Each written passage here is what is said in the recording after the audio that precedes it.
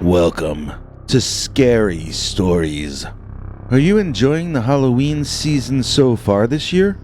Well, me neither, but let's try and change that tonight, as we've got over 2 hours of Dogman stories for the Halloween weekend, starting off with this all-new email we just received that I'm going to go ahead and call Dogman Came Trick-or-Treating with Us. Dear Scary Stories NYC, I've got an anecdote for you that's about Halloween, if you still have time for any of those kinds of stories. This is not about when I was a boy. It's about when I was a grown man, but still going out and trick-or-treating with my crazy hoodlum friends each Halloween anyway. We should have been chaperoning kids by then or just staying home, but I don't suppose any of us had grown up mentally yet. This was the last time we were to go trick-or-treating, though. Or at least, it was the last time for me. And that's because the Dogman sort of scared me out of my happy delusion of unending childhood. So there were a bunch of us, I'd say 5 and sometimes 6 or 7 of us, that had graduated high school, gotten decent enough jobs to cover expenses locally, and then just continued partying as before, like we were still teenagers. That was not the Great Regret era. It was a time when a young man could work 40 or 50 hours and support a young and growing family. My kids always got whatever toy was being advertised on TV that year. None of them ever had to eat Little Debbie snacks if they wanted Drake's or Hostess. I made sure my family always got the best of everything, something that I can't even promise myself these days. But that was not a time for ants. That was a time for grasshoppers, and we were the grassiest hoppers around. The guys in our group would make some alteration to our wardrobe and then call that a Halloween costume. Like that year, I wore my father's old black fedora and some sunglasses, and I told everyone that I was one of the Blues Brothers.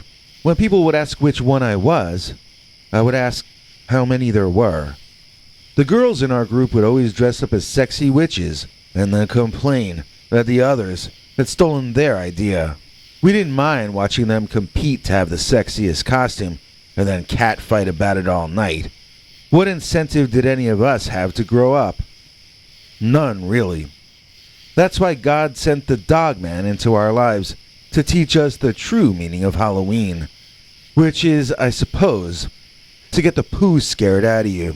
Each year we'd be greeted warmly at some houses, greeted with trepidation by some old folks who were afraid of our loud rowdiness, and we were outright shouted at and told to go away by some others.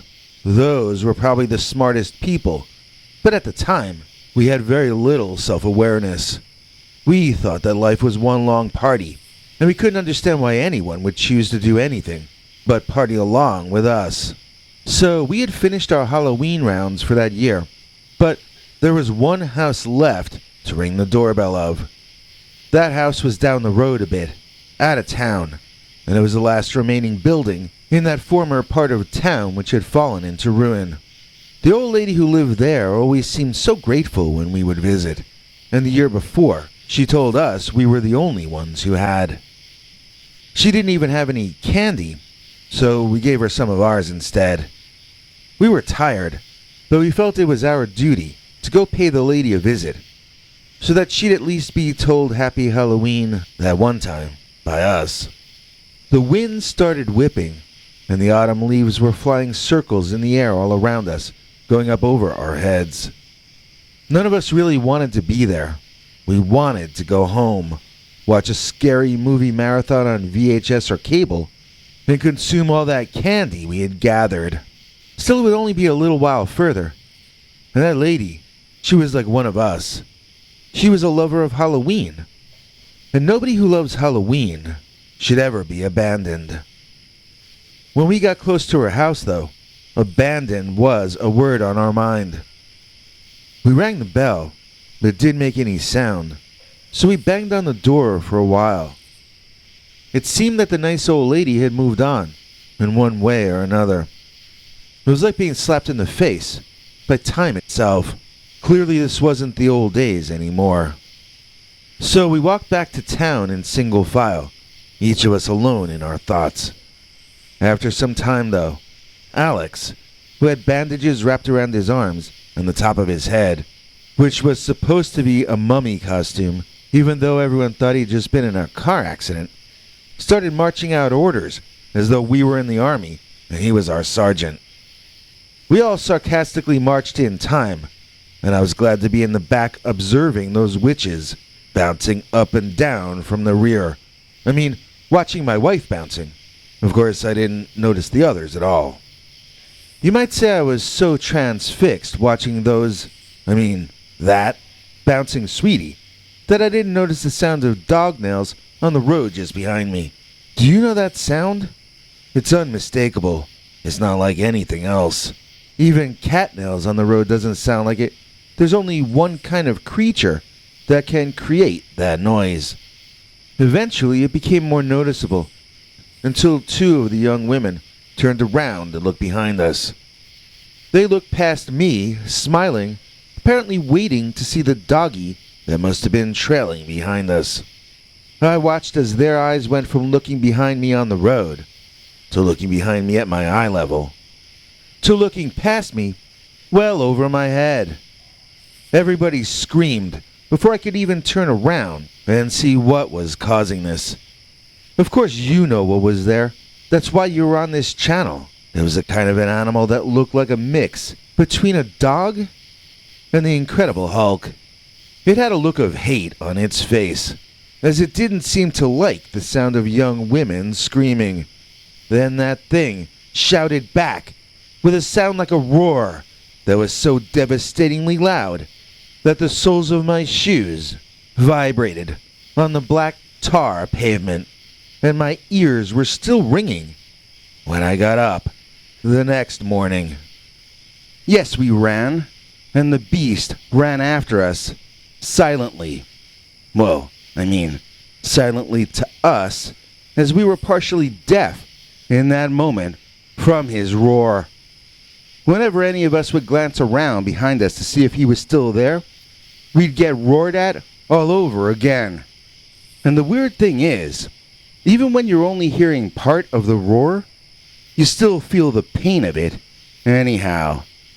When we got back to the first block with multiple homes on it, the beast disappeared. I don't mean it evaporated, although I can't tell you for sure that he didn't. I just mean that when we got close to civilization again, we turned around to find that the Dogman had returned to his world. He had only escorted us out, as we were quite unwelcome where he lived. Even on Halloween. I suppose Dogman wants to keep his hood exclusive. So that was the only time I've ever gotten to spend a holiday with a famous celebrity. And I have to say, the Dogman did not prove to be very charming. He dominated the conversation. He had never once said anything that drew even a chuckle from any of us. I hope he doesn't come and tear me and my family to shreds for saying this, but I would not recommend inviting the Dogman to your party. Besides, he's the kind of party crasher who invites himself without even asking your opinion. Like the time that Dogman came trick-or-treating with us. Dogman in a British cemetery. Dear Scary Stories NYC. My family and I have been listening to your show from here in a suburb of Milwaukee for over a year now, but this is the first time any of us has gotten up the nerve to write you about one of our own sightings. Even though I'm from the Midwest, my sister and I had an encounter with a Dogman in central England back around 18 years ago when we were both still teenagers. Our European relatives saw it as well, and they called it a werewolf. It turns out that North America is not the only place in the world with a history of upright walking wolves and canines. So my family are not British. We're a mix of mostly German, plus some other Eastern European heritages. We were going to England to meet with some of our German relatives who had moved to England in the 1960s. They were also welcoming cousins from Germany, and it was to be the first time the different branches of our family diaspora were to meet in person in our generation. It sounded like a fun thing to do, but my sister and I ended up bored most of the time. There was nobody else our age, and we had to hang around old people telling old stories, sometimes in German, which we both still struggled to understand. We had to get all dressed up every day and go to places that meant a lot to the older people. We'd act like we understood what was so important, but most of it did not translate. One day we all went to a military cemetery, and that part we understood very well. These were the graves of Germans who had lost their lives battling against England and the USA.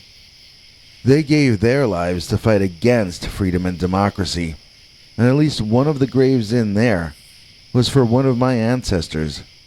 Maybe more than one. This creeped me and my sister out, and we really didn't want to be there. I know that our ancestors were just working class people forced to fight. I know they themselves were not evil, and that they had no choice but to do what they did. But that does not make that cemetery feel any less wrong to me.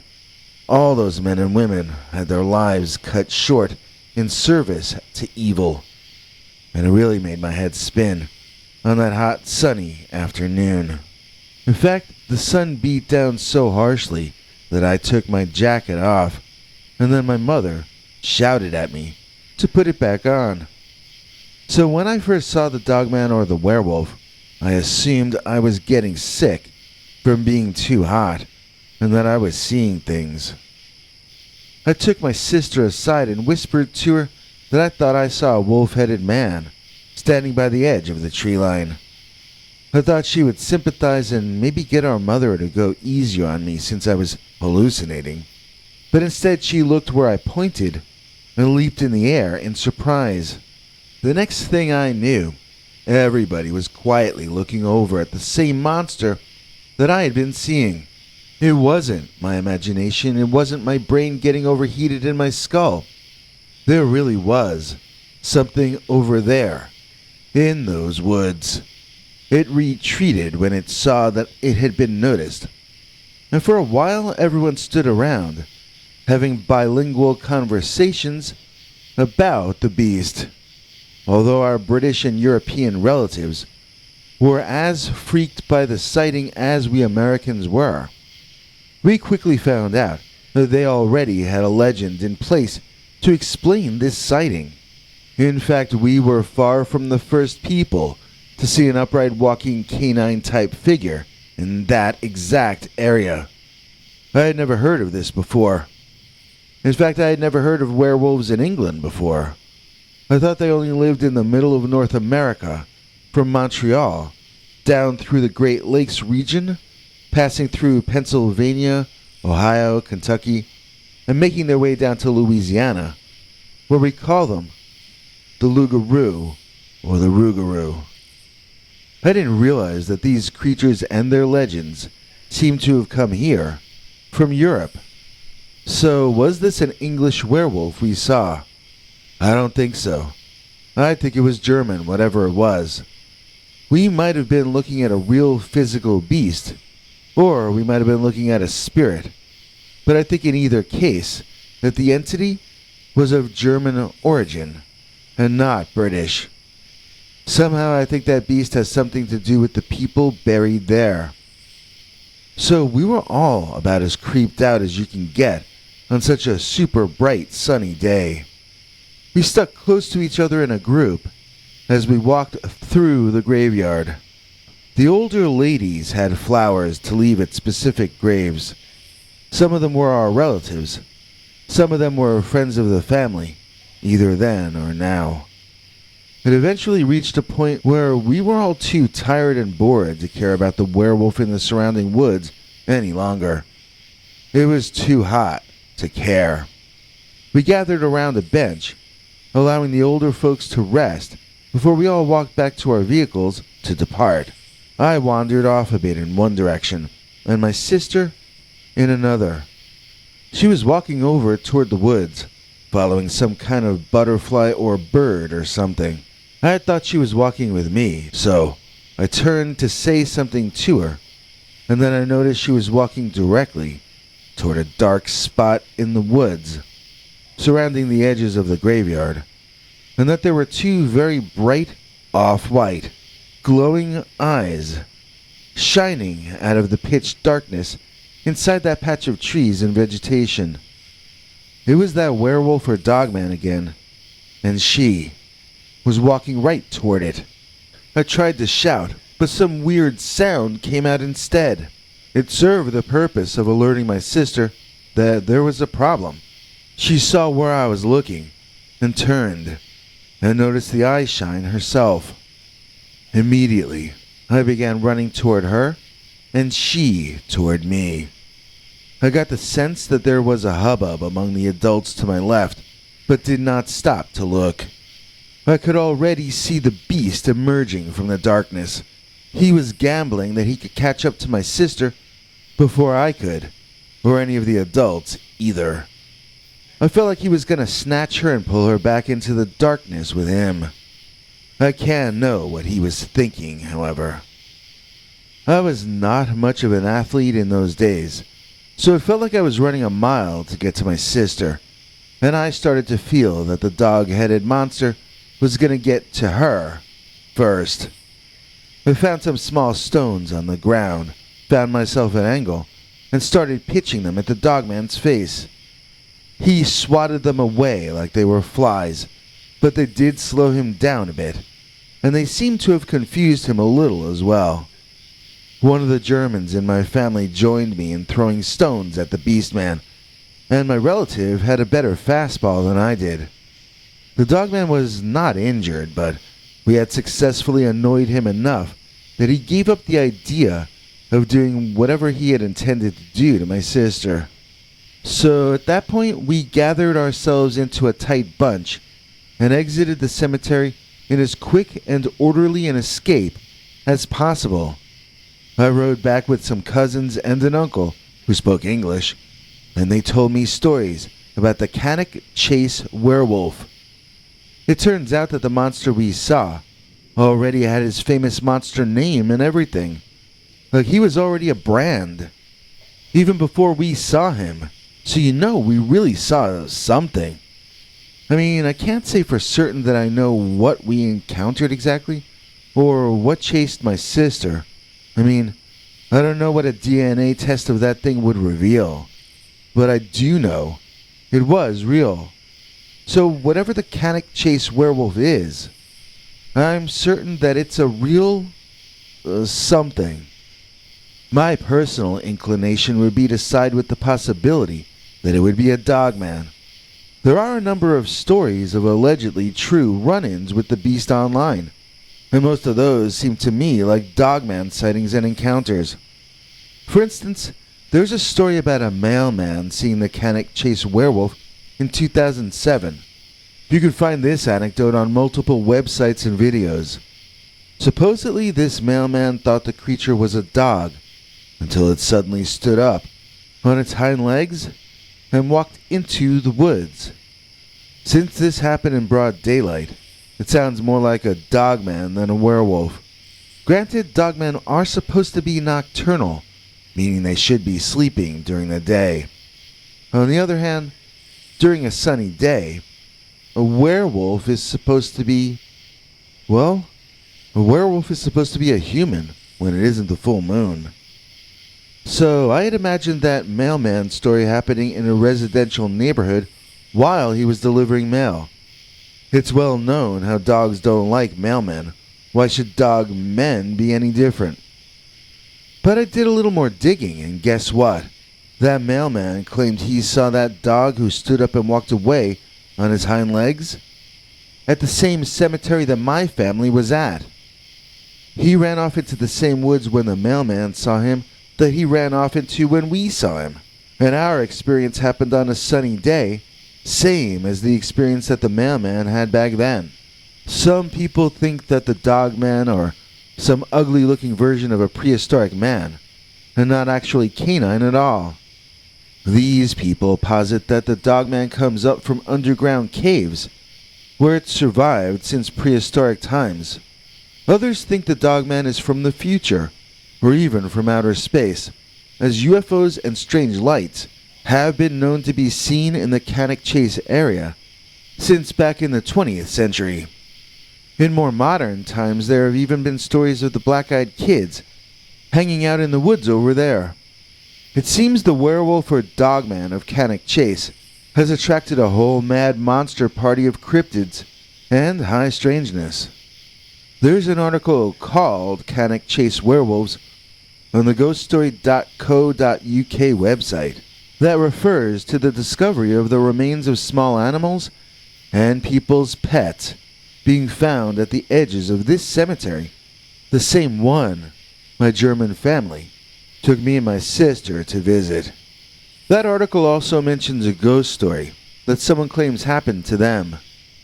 Allegedly, while driving just before midnight through the chase, a woman referred to as Linda claimed she saw a ghostly lady with staring eyes appear in the middle of the road. She stopped her vehicle, then felt it become impossible to move, as the spectral woman with the large eyes seemed to be examining her entire mind. Eventually, the woman ghost walked into the woods, and Linda regained control of her body. So the area is not only haunted with Dogman, but with more strange things than I could possibly even imagine. I mean, I never heard of a road ghost that keeps you from being able to move. That's kind of extremely scary to contemplate, so I'm not gonna. There is an old earthwork in the chase that is associated with the werewolves. It's called Castle Ring because it's large and roughly circular. It's been guessed that it was built around 300 BC, but it wasn't written about until the early 1600s, so we can't really be sure how old it is. In either case, it has become associated with the werewolves by paranormal enthusiasts, and also by those proposing that the werewolves are living in underground caves, since there are ancient underground passageways all under Cannock Chase. Honestly, if I ever get to go back to England, this place is on my list of places I need to return to. It almost feels like that area is sort of a British version of Skinwalker Ranch.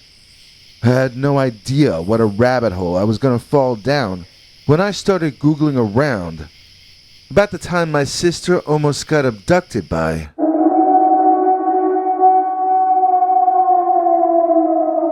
Dogman in a British cemetery. The Dead Man's Curve. Dogman. Dear Scary Stories NYC.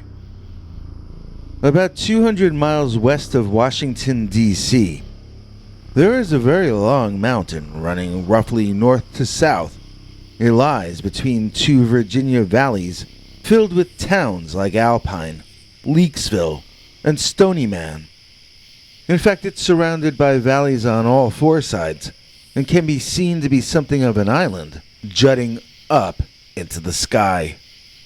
Oh, it's no Everest, and you can even drive over it. I did just that one night, but I almost literally got driven off a cliff by the sudden unexpected arrival of a kind of beast that I instantly recognized as a Dogman. Unlike many of the people who send you accounts of their personal experiences, I was a Dogman fan long before I ever saw one. I had dreamed for years to get to see a Dogman with my own eyes. In the past couple or 3 years, my family, work, and financial lives have all gone through some traumatic and unhappy changes that I'm not going to get into here. One result of that was that I pretty much don't have time to think about Dogman at all these days.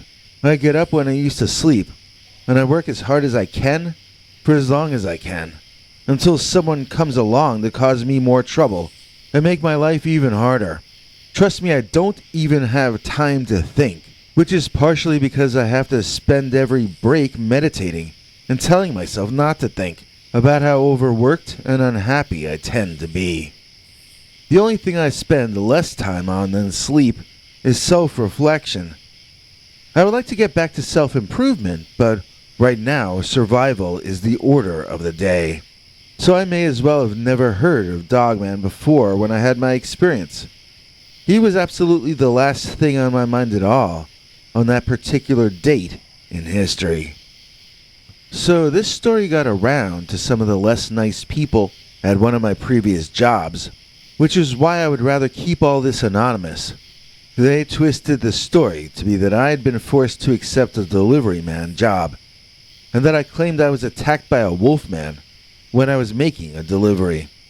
Actually, I was just driving over some specs to an architect who I had commissioned to build a small office building to move my business into. The project later fell through, but in any case I was not working as a delivery man on the night when this happened. And it was on the way back from my meeting when the following all went down. So I met the architect at his home, and the location the guy built his home at is a little weird to get to and from, at least from where I live. On the way back, I ended up driving on Dogman Hollow Road. This is a spooky strip of tar with a notorious dead man's curve that I really should have driven out of my way to avoid. In my opinion, it's too sharp a turn. It isn't lit by anything but your headlights, and you don't have enough of a warning how extreme the turn is going to be. The road is just too narrow there in addition. In my case, I had to make a sharp left, while any oncoming traffic would need to make a sharp right. Neither of us could really be seeing the other coming on too well, and in my case, I would actually be staring straight forward into the distant valley far below that I would be about to fly off the road directly into. There is no yellow line down the middle of this strip of tar. There are no streetlights, and there's nothing between you and a very steep and deep plunge, except the trees growing along the side of the aforementioned plunge. So on this night, which was in the spring of 2022, I was going over the business agreements I had just made, replaying them in my head. Where could I have been more aggressive? Where should I have gone easier? Did I make a good deal, or could I have done better? My mind wasn't on the dark road in front of me. The drop-off was directly in front before I realized it would be, and I slammed on the brakes, turning my wheel sharply to my left. There, I saw the largest two-legged land animal I hope to ever see. It was a dogman, all right, but it was as large as a Bigfoot.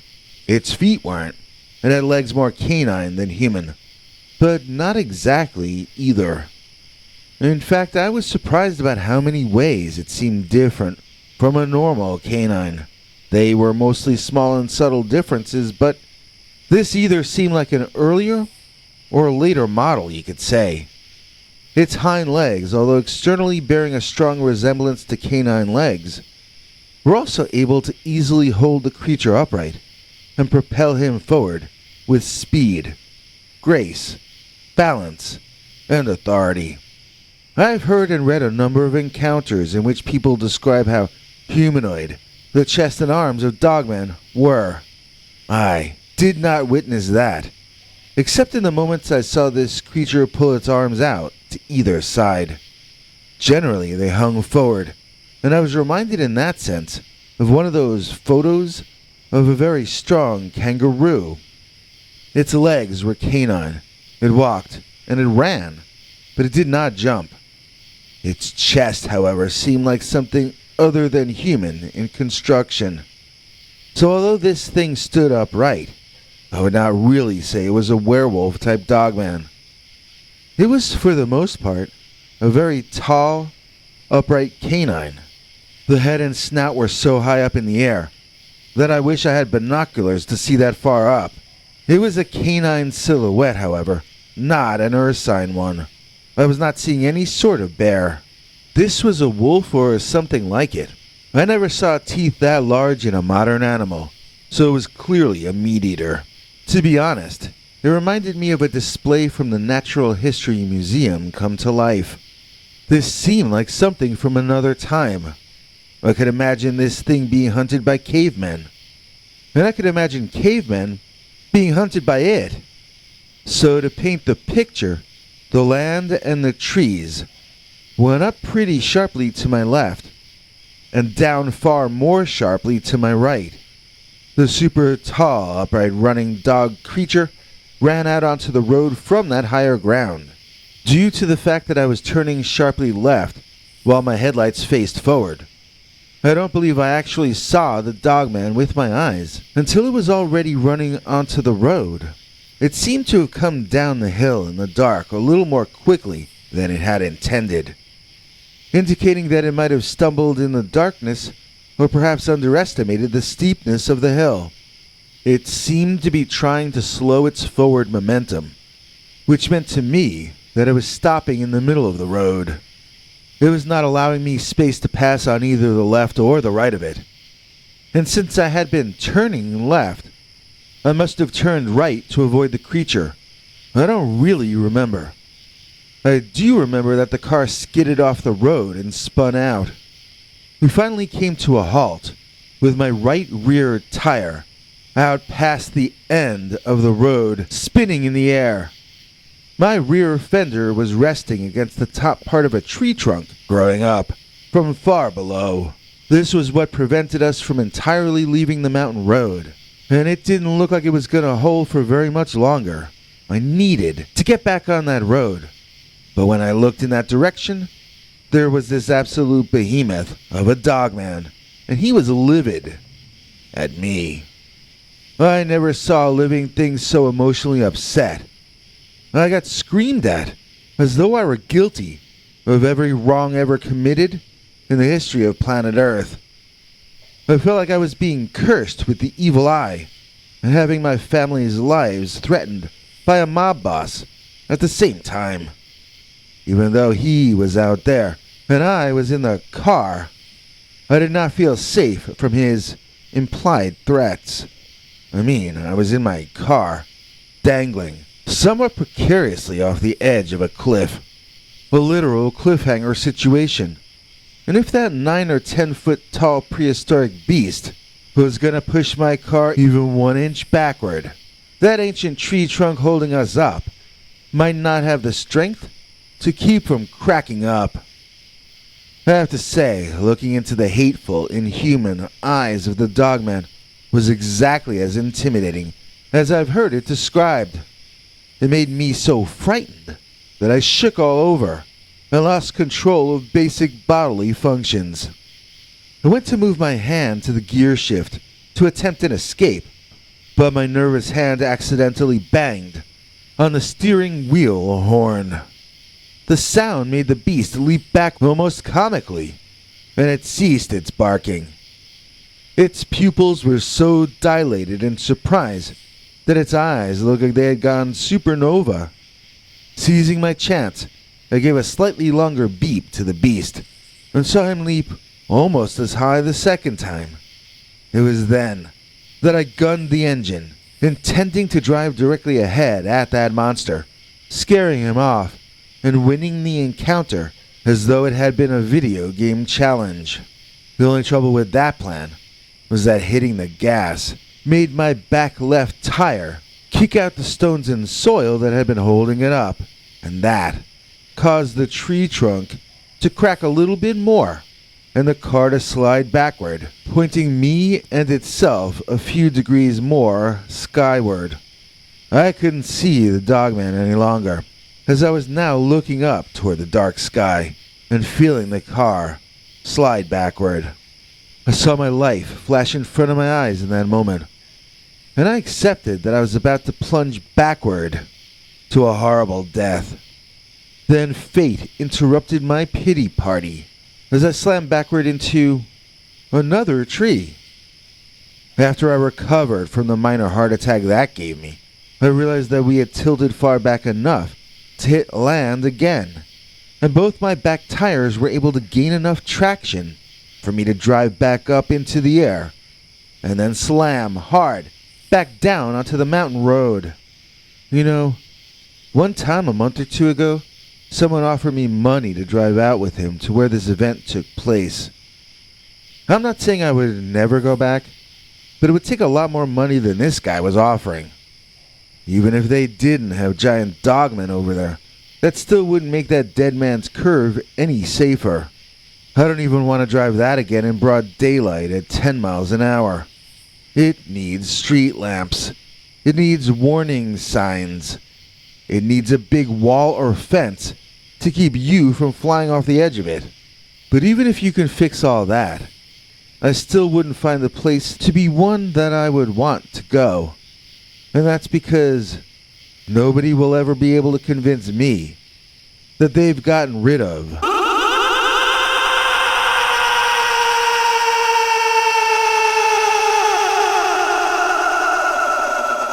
the Dead Man's Curve Dogman. From January to December, who's a $7 PayPal member, we've been allowed to continue our fun thanks to donations from Tahiri1. Please join us in thanking Tahiri1 or Megara for making this and so many of our episodes possible. She's been a member of each of our clubs, and without her, we wouldn't still be here on the internet. So thank you, Megara. The Manistee Lake Monster. Dear Scary Stories NYC, when I was a teenager, my parents went through a tough patch. They never officially separated, but they took long stretches where they would find ways to live in different locations. My sister usually ended up with my mom, while I usually stayed with my dad. One time he and I were camping alongside Manistee Lake in Michigan, and we were awakened by a flash lightning storm in the middle of the night. As scary as that was, it turned out to only be the opening act in the show, as we saw the Michigan Dogman itself walk right up out of that electrified lake and begin walking bipedally right toward the two of us. Okay, to understand any part of what I'm about to tell you, the first thing you have to do is accept that there really was a time called 1962. And that it was not black and white outside when that year happened. No matter how many episodes of Twilight Zone you watch from 1962, you have to accept that they were actually shot in a color world onto black and white film. I was a teenager in 1962. I remember a time when JFK was still president, and it was the same exact world we live in now, no matter how quaint it appears to be in old movies.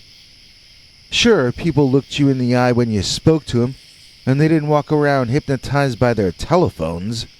But trust me, we found other ways to be stupid and ignorant even before the invention of TikTok.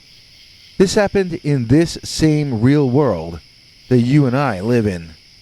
I want you to know this is the freakiest thing that ever happened to me. And although my father always tried to claim it was all explainable, I don't believe he ever justified that claim. Not to my satisfaction anyhow. So this anecdote I'm about to relate is scary to me, not only because I felt physically threatened by the beast itself, but because aspects of the following narrative seem to me to violate basic logic, at least from my perspective. Either I didn't truly understand what was happening, which is possible, or else something was happening that I couldn't understand. Maybe it'll make more sense to you than it has to me all these years. In the later summer of that year, along Manistee Lake, in the woods, we pitched our tent and made our camp. This lake is tiny on almost any map, located as it is in the Great Lakes region. Manistee Lake is not one of the Great Lakes. It's more like one of the pretty good lakes, or the more or less okay lakes, situated as it is between Lakes Michigan and Huron, which are seas in comparison. I don't remember how long we stayed there, but it was more than a weekend. Let's say between a week and a month. We lived the perfect grasshopper life, catching fish some days for food and hiking over to a place we knew that would fry us up some burgers when the fishing was bad. It didn't rain too often when we first got there, but as the weather got colder, and the rain became more frequent. I think that was when Dad started thinking about making up with my mother and moving us both back home. When this Dogman incident happened, I guess that was the final reason to get up out of there and return to human life. So this was not your typical Dogman encounter story, and I don't just mean because it happened around 60 years ago. This whole thing was weird, from start to finish. Most especially because the entire event was predicted to us by this tall, white-haired old Native American man who told us to call him Big Tom. Big Tom had wandered over to our camp to ask us if we wanted to buy these wooden pipes that he seemed to have carved by hand. I wanted them all. They were made to look like snakes and animals whose tail you sucked on. My father told me I would never be allowed to smoke, though. He was the only father I knew back then who was against smoking. At any rate, Big Tom stayed to share some fish with us, and he warned us that there was a monster living in this lake. My father laughed, but I visualized a giant eel or a Loch Ness monster, and I wanted to hear more. Big Tom grew cross at me and told me that he was talking about a great spirit, and that it was unwise to make light of such things. I had been feeling comfortable around the old man until that moment, but my dad had sounded somehow nervous in his presence since the very beginning. When Tom finally left, urging us to move on shortly, it was a relief to have him gone. But it gnawed at me that we had been warned by someone claiming to speak for the local Great Spirit. I didn't know then, and I don't really know now what exactly that means, but I know I've never liked the sound of it. That's for certain. Some days I think back on it as Tom being an annoying old crank acting like he spoke for nature itself, while he was really just being self-aggrandizing. Other days I feel that old Tom did have the Great Spirit speaking through him, and he was sincerely warning us that it was past time for us to get up and go back home. At any rate, that was the night that both my father and I were awakened by some seriously loud thunder. I mean thunder that was so loud that you check outside of the tent to make sure that the planet didn't just blow up. And when the two of us looked outside, we saw lightning had already exploded a big old tree near us, which was on fire. One after the other, bolts rained down onto the surface of the lake, and I saw lights emanating briefly from underwater each time. I couldn't tell if the electricity was continuing down through the water, or if it was spreading across the surface when the bolts came down.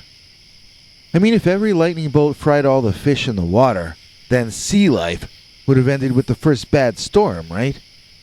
But I wondered if I'd be electrocuted if I swam on the surface of that lake when one of those bolts hit down.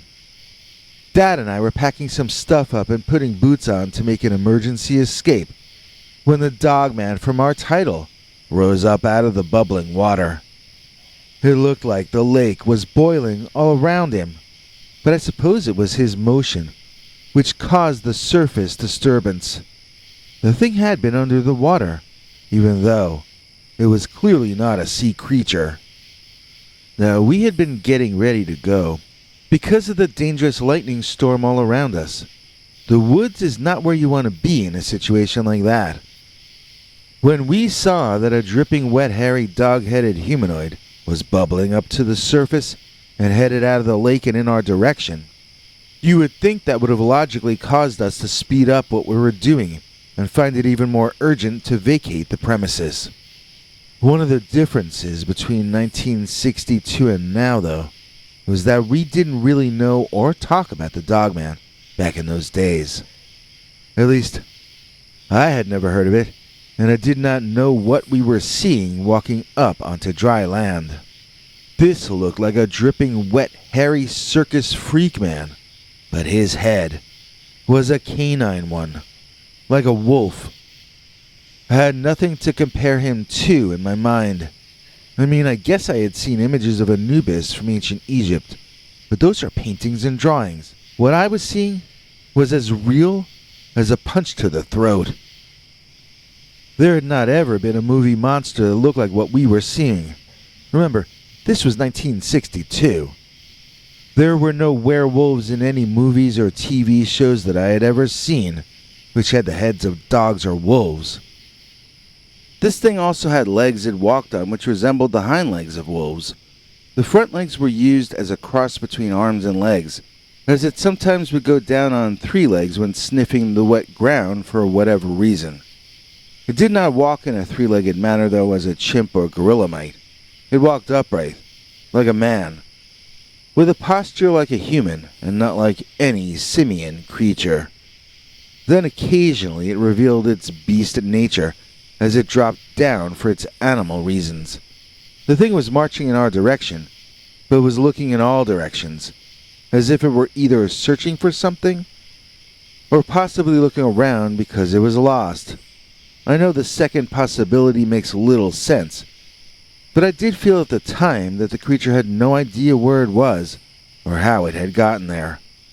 I could tell he was as frightened as I was, and even at that age, I already knew that the worst kind of animal to be anywhere close to is a spooked or frightened one.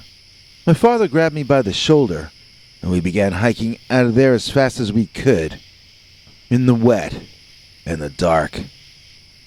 Our car was parked a good 10-minute walk out of there in dry conditions during the day. We just had to watch our footing, try not to get injured, and hope that the dogman was distracted enough by other things in his environment to allow us time to get away. As the canine humanoid waded toward our shore, he got hit directly by a bolt of lightning that immediately brought with it an explosion of painful sound so loud that there just isn't anything to compare it to.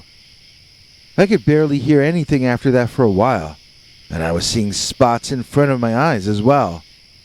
I could see smoke and steam where the dog-headed man had been, and neither my father nor I were running away. We were both rubbing our eyes and ears and squinting into that roiling smoke, trying to see what was happening. I mean, if a man were struck with lightning while standing in a body of water, I would sort of assume he'd bought his ticket to the next plane of existence. But what happens when some kind of an impossible animal man gets hit by lightning? I didn't know, and I was waiting to see. There was so much smoke you'd have thought it was Saturday Night Chiller theater, but this was real life. My father was saying something. I could see his mouth moving, but I couldn't make out the words. Then I saw the look of horror on Dad's face, which is not what any kid ever wants to see. After all, if your dad is scared of something, you better be triple scared. But this time I knew what he was seeing, even before I turned my head to look. That dog-headed ape thing was back up on his hind legs, which were still submerged below the knee in Manistee Lake. The hair on his head and body was still standing on end, and he was smoking. Not like a Marlboro. I mean, there was smoke rising from his body itself. The water around his ankles was bubbling like his tea would be ready soon. It was the craziest scene I ever saw in my life, and I later went to Woodstock. So the wolf man, he let out this long howl that cut right through the deafness that I was still experiencing, and sent shivers up and down my entire body. Dad and I both turned and ran, like we knew our lives depended on it. We moved through that rain and mud more quickly than we'd ever moved in good weather, and I could see how scared my dad was. Years afterward, he confessed to me that the entire time we were running from that lake through the lightning storm, he was more worried about me making it out than him. If he got eaten by the dogman, it was fate. If I got eaten by the dogman, though, that meant an eternity of my mother blaming him for what happened. Some things, after all, are far worse than death, and having my mom mad at you could sometimes be one of those. No matter what direction we ran in, it seemed that was the direction the dog was heading in as well. I began to feel paranoid. It was like the thing wanted to go where we were going. The frightening part of it, The even more frightening thing about this, other than being chased by a man-eating predator to start with, was the fact that this was a nonsensical, impossible creature that came from underwater when it clearly breathed air. If you don't know what an animal is, you can't know its motivation, and therefore, you can't predict its next action. I remember turning to my father at one point to tell him that it felt like we were trapped in a movie. When I opened my mouth to speak, though, he turned to me, looked me in the eye, and said exactly to me what I was about to say to him. We were in a scary movie, and we had no idea what we were up against. Were we in the first few minutes of the film about to get offed? Or was this the big climax, where we might actually have a chance to survive? When we got to the nearly empty parking lot, we could see our car, and we could also see Big Tom standing there leaning on it. He asked us for a lift, and we piled in and beat it the heck out of there.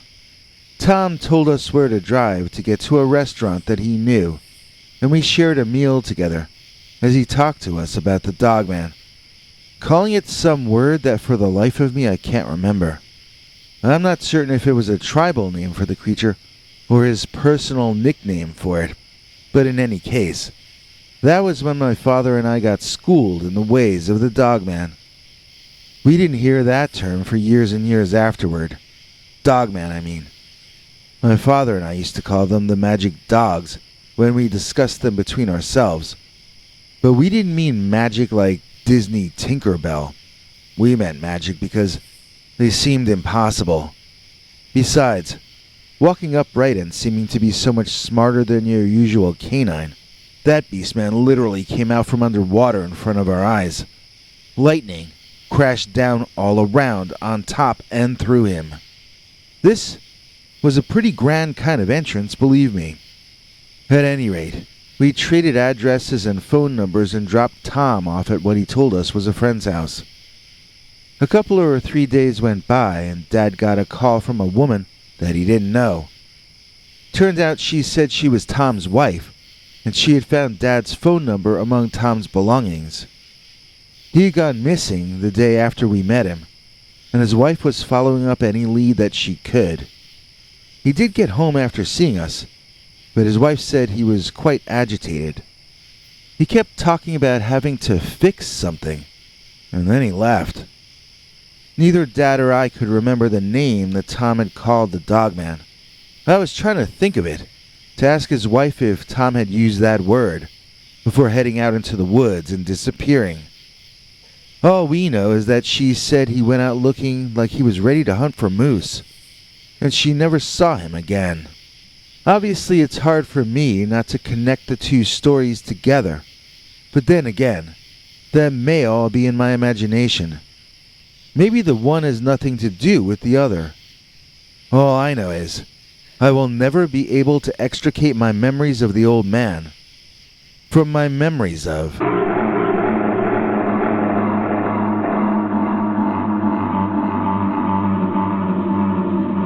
the Manistee Lake monster. The Muckwa monster. Dear Scary Stories NYC. Back in 2012 and 2013, my brother Sal and I decided we wanted to be Bigfoot hunters, like Bobo on TV. Sal was 18 and I was almost 20. The only equipment we had were cell phones and a tent. I mean, we had laptops too, but our mother refused to let us take our computers into the woods, which was just as well. I think we were into it more for the excitement and the spooky fun than we were into it for, scientific reasons. We never invested in any equipment other than hot dogs and marshmallows. And in spite of all our carelessness and lack of focus, we did get visited once by a really big, dog-headed Sasquatch. Sal says it was not a Sasquatch at all, but a Dogman. There was a campground over by Country Road X that we used as a base camp. Then we spent our days exploring the two Muckwa State Natural Areas over there.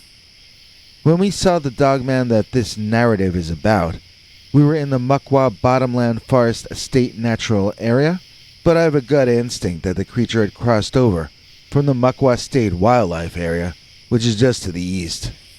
He was walking from the east when we first noticed him, and he escaped back into that direction. So there was no warning that he was nearby or on his way. We didn't hear him howl.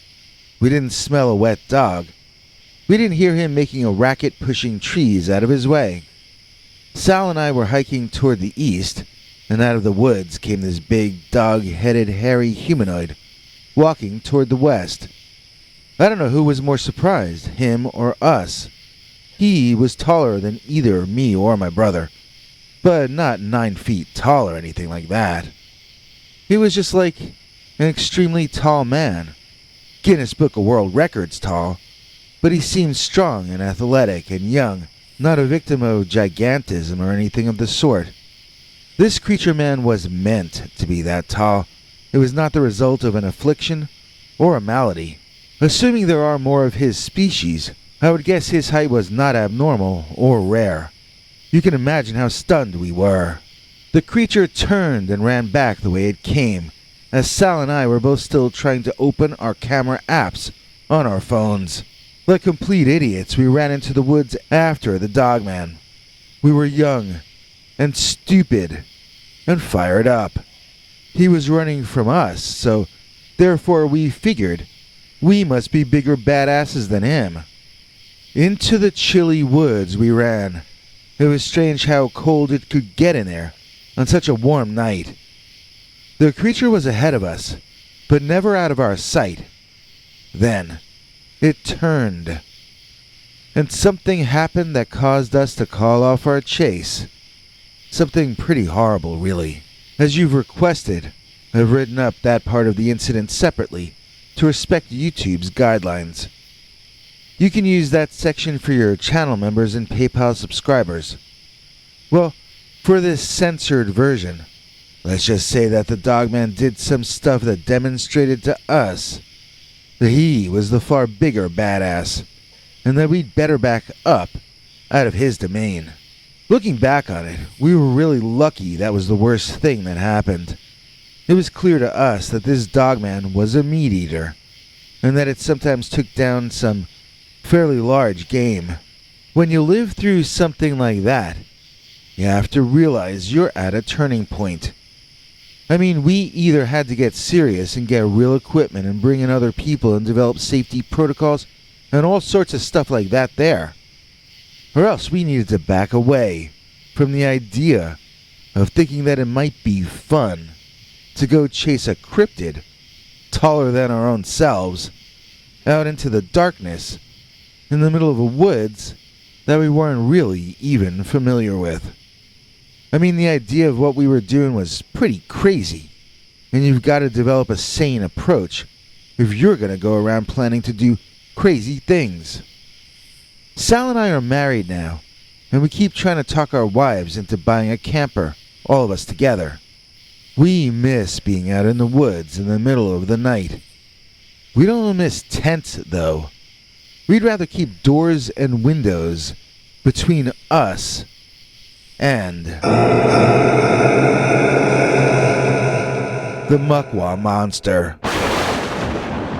According to Wikipedia, Megara is a woman who's spiteful. In my experience with Tahira, she's mainly been quite delightful, donating to make this show come alive. Without her, we'd never be able to thrive. Today, we're working and feeling quite fine because of her donation to paypal.me/PeterBernard209. Please join me in thanking Megara, who informs me her other name is pronounced Tahira, not Tahiri, as it is spelled.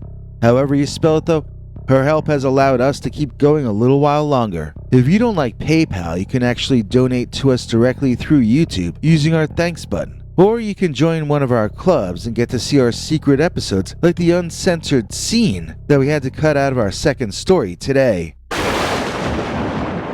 Dogman fished our creek. Dear Scary Stories NYC, when you run episodes about Dogman and water, it seems as though you think the Dogman can breathe underwater like a fish. I've had a personal experience with Dogman and a body of water, and I would have to say that I came away with different impressions. First of all, the Dogman breathes air, but some of them are capable of holding their breath for much longer than we humans would find possible. Second of all, there are many Dogman adapted to fishing. If a lake has fish in it, the creature may habituate in the area and swim for its food when no easier game presents itself. Obviously, some of what I'm saying here is guesswork, but it's based on what happened to me and my friend that we'll call Julio. Let me tell you exactly what happened to us, and you can decide for yourself if my proposed explanations of the Dogman make any sense at all. You know, if this were going to be made into a movie, I'd probably start it in Singersville, Pennsylvania, with a view of the mountains in the background. Hopefully the producer of our imaginary film can afford to license some pop hit from the 80s to play in the background, as Julio and I met up there to head out fishing over at the Stoney Creek fishing area. We were either 23 or 24 years old, and it was our first time meeting up since college. We had both come to PA for school, then found it hard to leave the state. He had gone out to work for local television in Pittsburgh, or out west somewhere near Pittsburgh, while I was busying myself in a suburb of Philly toward the east. As you drive from east to west in Pennsylvania, you'll start to encounter a lot of mountains and valleys. The towns are usually in the valleys, while the hilly areas are often allowed to remain natural, becoming wildlife preserves or officially sanctioned hunting areas or whatever other purpose the place naturally lends itself toward. In the case of Stoney Creek, it's a place to fish. I do believe it was trout we were catching, but this was quite a long time ago, and Julio was the lead fisherman. I would pretty much do what he said I should do, then enjoy sitting around in nature. I loved the sound of the water, and I had this idealized view of nature as paradise on earth. Well, that was soon to change. So the Dogman event was mighty weird. Julio thought there might have been 2 or even 3 of them, maybe 4, but we never saw more than one at a time. It moved so quickly that I don't see why it might not have just been one. But you know, since this is the first time I'm ever writing this all down, I should probably also include this thing that happened on our way to the creek to go fishing. I'm not 100% certain this event, or really these 2 very strange events, had anything to do with the Dogman, or if it was just fate warning us that things were about to get weird, but I'm going to tell you about it, in case you see how it was related. So, we were driving out from Singersville along Stoney Creek Road, when we passed the area where they've clear-cut it for miles and miles in one direction to put in those huge high-tension lines. I don't know if those are cell phone towers or telephone lines or electricity or what, but they kinda give me the creeps. And we were driving by it around midnight or a little after, since one of the best times to fish Stoney Creek is supposed to be like 2 or 3 a.m. Now, from way off in the distance to our right, in the sky, we both saw a light that was painfully bright. It hurt to look at it, like a solar eclipse, but this was no sun, as it was approaching us from the distance. Julio stopped driving, and we both sat silently as the light flew over us and toward our left. As bright as it was to look at directly, the thing barely illuminated the ground underneath it at all. When we looked to our left to see the light pass out of our view, I also saw what looked like a tall man run out from behind a tree where he had seemed to be hiding to take off up the path leading to the electrical tower. Julio, in a surprising burst of impulse, jumped out of the car, raced across the road, and ran into the darkness up the path in pursuit of whoever or whatever that was. I got out of the car and shouted for Julio to come back, but it felt like the crickets and other sounds of the night were swallowing up my voice, as though I were trying to compete with the siren of a fire engine. I have to admit, that entire night was very dreamlike. When he came back to the car, Julio looked embarrassed and refused to tell me what happened when he caught up with that big man, assuming that he did. He just kept telling me that we were never going to speak about it. And to this day, he has never told me what happened up by that electrical tower. So we just resumed driving over to the creek to fish.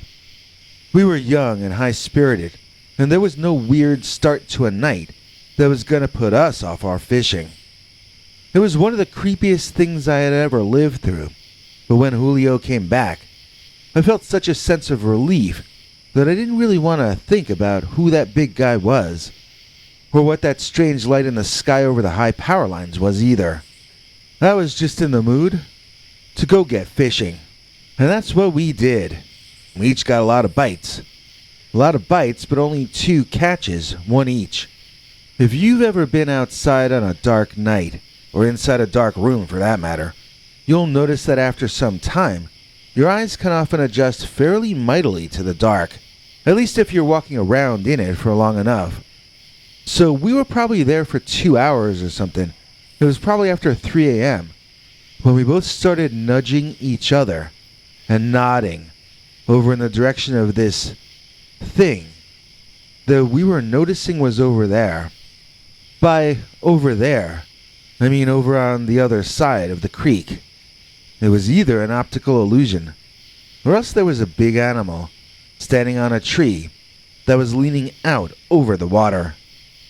It's kinda hard to describe, but it looked like someone was climbing the back of this forward-leaning tree, kind of like how you would climb a plank leading up to a ship in the old days. The tree was probably almost at a 45-degree angle, leaning out over the water, and there seemed to be something standing there on it. Julio and I were both afraid to look directly at whatever that was, since if it was real, our staring it in the eye might be taken as a challenge. Nevertheless, I eventually turned my face enough in that direction to give it a side glance, and I could see that the creature or illusion was not facing me. It was not watching Julio or me. Once I realized it didn't seem to have noticed us, or else just didn't care, I went ahead and turned to look directly at the mass of darkness. Squinting, it sure seemed to be an equally proportioned human body, climbing a tree back, but I didn't understand what I was seeing in terms of the head, and I found that weird and alarming. "It's a dog," Julio whispered in my ear, and I was about to disagree with him and say, "No, this is a man." But then the figure moved its head from left to right, and I could see that Julio was in fact correct. The creature had a dog or wolf head that was pointed downward. The left to right motion was it scanning the water beneath that tree. It was fishing, the same as we were doing. I felt even more baffled than before, and I stood up, intending to walk closer and get a better look at that possible dog or possible man or, well, I wanted to see better what it was. Julio grabbed me to stop me, but I shrugged him off, saying out loud, "Oh, it doesn't care about us. It's just here to fish." But as I said the word fish, there was a loud crash in the water.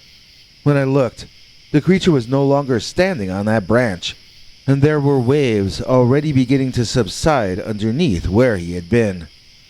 Either the beastman had jumped in the water, or else he threw something in there, then ran back onto the land, hiding in the woods over on the other side of the creek.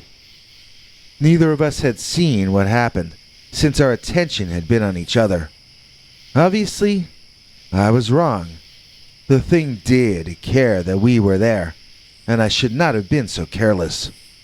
The loud noise of the water and the disappearance of the creature had us both unnerved, but we quickly began to calm down, and soon we were even chuckling about how scared we had been.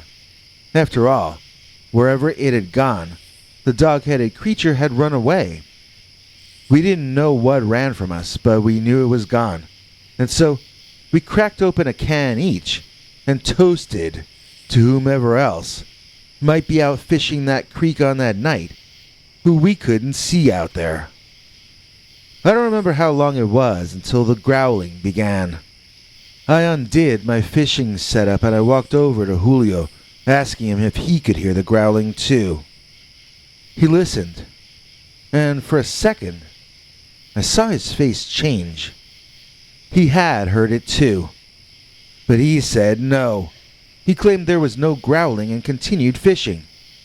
That got me angry. I told him that I saw in his eyes that he heard the growling. So why was he saying he didn't hear it? He admitted he thought he did hear the growling at first, but then he said he realized it was just the undercurrent of the sound of the water flowing over the stones in the Stoney Creek. When he put it that way, the growling almost did sound like that, but it was too irregular and too intermittent.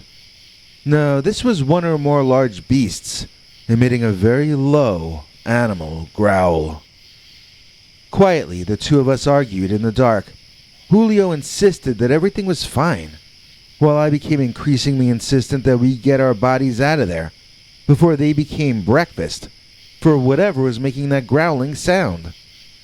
It took me a minute to realize that Julio had stopped arguing against me. Instead, he was staring past me, all the way down the creek. I turned around silently, and for the first time, I got a clear view of that thing. I won't say it was in the light, but it wasn't as much in the darkness as it had been when it was climbing that tree. This time it was on our side of the creek, but much further down than before. In fact, I can't say whether this was the same one, or if it was another of the same species with a similar size and build. What I can say is that this time, I finally understood what I was seeing. There was a huge wolf head on top, and there were canine legs underneath, and a tail. The form of it was still largely humanoid anyway. At least it seemed so to me. Maybe it's just that I'm not used to canines standing on their hind legs. I would go so far as to say that it did not have front legs. It had arms instead. Arms that it held to the side in the way that you and I do. Other than the fact that they were covered in fur, as it seemed to be all over, there was nothing dog-like about those arms.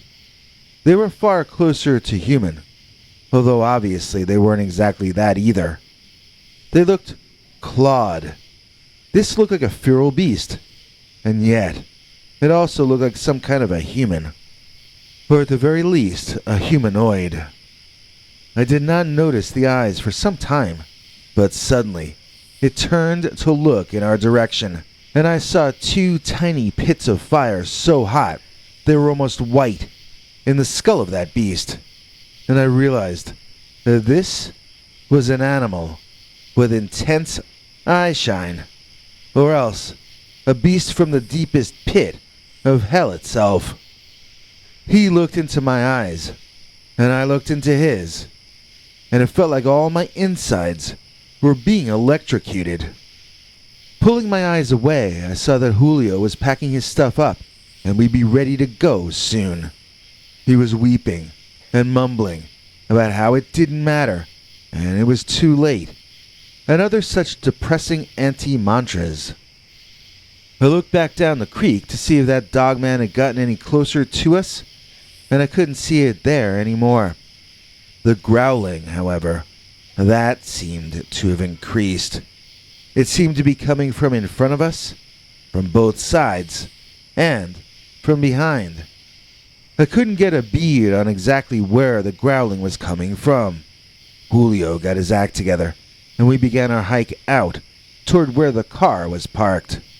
Once we began walking, I noticed some of the growling seeming to change in direction. It was us moving that was changing, and it allowed me to triangulate the sound, and I looked up to see that dogman, or another dogman who looked just the same, way up there, in one of the nearby trees. He didn't seem to care if we saw him, just as the one down the creek had seemed to be unafraid to let us see his full form too. Was this a tribe of dogmen looking to spook us off their turf? Or was this one dogman trying to make himself seem like an entire tribe. Here's a question which I hear asked by both Dogman witnesses and researchers, which I believe is one with merit. Is the creature able to mess with your mind in some way? I hear some people asking if the Dogman can make you feel unnaturally or extraordinarily scared. I can't exactly say I experienced that, but I will say I felt a kind of nervousness that was strange, a kind of dread, and also a feeling of what I guess I would call depression. Like I didn't really feel I could escape the Dogman. I felt I should give myself up to the Dogman. I felt that the Dogman was my daddy, to use the vernacular. Was that some sort of loser instinct surfacing in me at the worst possible moment? Or were these thoughts being planted in my head by the beast itself in some manner that I can't understand? And if it were really doing these things to me, how was it doing them? Could he have been using infrasound? Very low frequency sound? Lower than what the human ear can consciously make the brain aware of? Our species is really only at the beginning of understanding the effects of infrasound on mammals, people in particular. It seems as though it can cause hallucinatory episodes. There are those trying to prove that tigers are able to create infrasound that hypnotizes their prey into giving up. Isn't that exactly what I was saying I felt? As though I should just give up? Could that have been infrasound making me feel that way? So we made our way back to the car, hearing the very low growling seeming to be coming from every direction at once. We did not see the beast again until we made it to the car, threw ourselves inside, and locked up. Julio let me drive this time because he had not taken our experience very well. He let all his emotions out in that car. It was clear that this guy had been having his nervous system messed with in some way by something out there on that night. Julio gave me directions which I followed, and it turned out he was making me drive to a church that was open all night. We both went inside there, and I felt a sense of sanctuary until we had built up the strength to head out into the early morning and get back to living out our lives. So although I've never seen the Pennsylvania Dogman again, I do feel grateful that I got to see one or more of them that weird night so long ago. I still can't tell you if we saw one or if we saw a dozen of them, since we never saw more than one at a time. I also still can't tell you what the deal was with that light we had seen earlier in the night flying over the high-tension wires. Julio has never even hinted at what or who the guy was that he chased to the electrical tower that night. So I still don't know if that was significant or not. I mean, did he chase an old homeless person so he was embarrassed and just didn't want to talk about it? Or did he chase an alien who wiped his memory? Or like, the Men in Black or whatever. I mean, I can't imagine why anybody would be hiding off the road under the high power lines at midnight anyway. I guess it could have been someone having a smoke break or whatever, but it's sort of an odd place to be without a car. So, like I said earlier, that entire night was a weird one, all the way through. And I will probably never know if any of that was related to any of the rest of that. It turns out my life peaked early, as nothing half as interesting as that ever happened to me again. I wish I could give you a Dogman Part 2 story, but I don't have one. On second thought, I don't wish I had a second Dogman story, because if I saw him at my current age, I think he'd probably be the last thing I saw. I'd pass away from the fright. Dogman is not pretty, you know. Dogman is about the scariest thing you can possibly see. And I know. Because...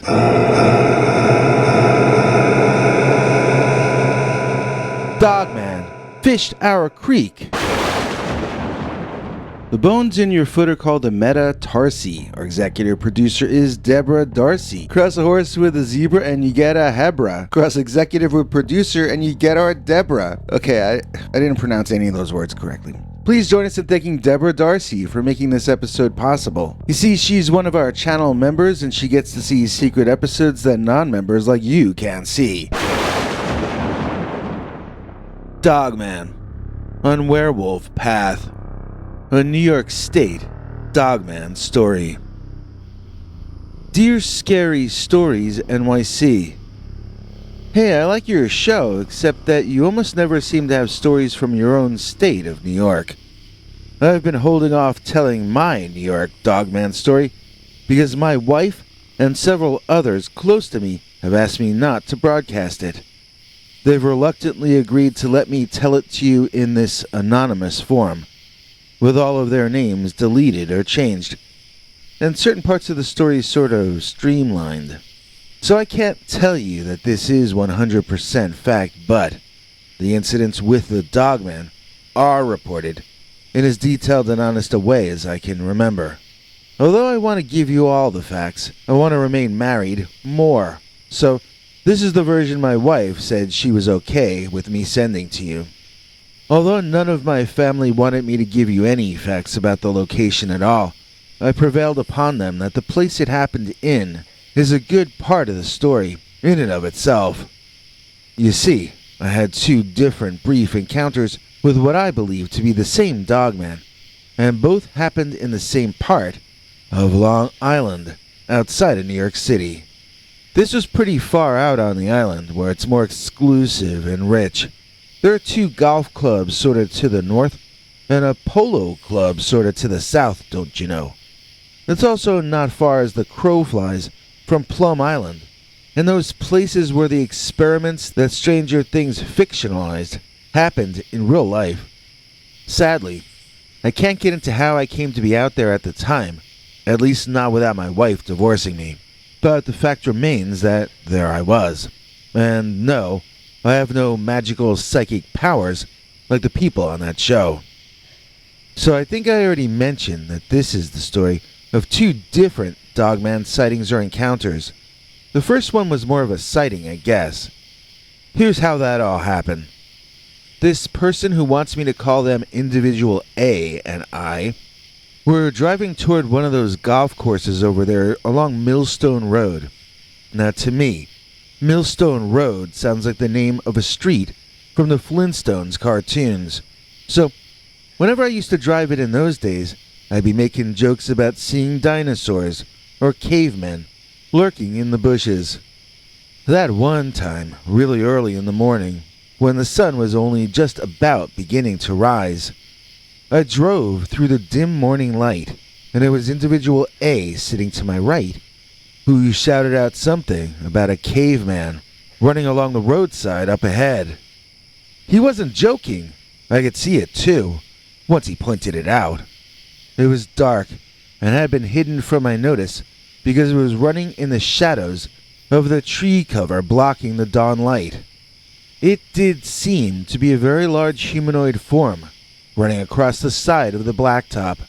I stepped on the gas in order to get up closer and pass it.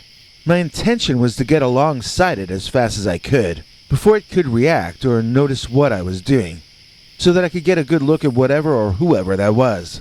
My plan next was to gun the engine and get out of there fast, in case that human or animal proved dangerous or threatening.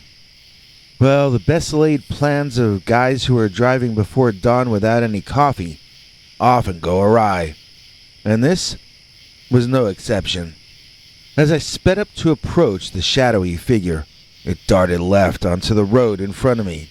Now we were on a collision course, about to ram directly into each other. I swerved right, since he seemed to be going left, but as I did so, the creature froze in my headlights, as a deer might. For the briefest of moments, I got a very clear, fully lit up view of what that was. And then I sped past it, swerving and skidding and barely missing first him, and then all manner of other destruction. By the time I had brought the car to a halt some way down the road, I looked back and saw that the animal man was gone. It took a while for my heart to slow down enough to get back to driving, but I'll never forget what I saw, which was big, bipedal, over 6 feet, maybe over 7. Legit, real pointed ears that seemed to be up on top of its head. It's possible they were on the sides, but tall and pointed. In either case, ears came up over the level of the top of the cranium. The snout and nose were like that of a dog. The nose leather was dark or black. The entire creature was covered in fur of a long and full kind, in a dark combination of shades. The feet were like very large cat or dog paws, and were covered in fur. They were not feet like those of a Bigfoot or Sasquatch. I recall it holding its arms in front of it when my headlights shone in its face. They looked like arms more than the front legs of a dog. The paws were large and could probably hold things almost like human hands can. I would still say they look more like paws than hands, though, as hands never had long, knife-like claws protruding from the ends of them. The way the front legs bent was similar to how a human's arms would move and function, though.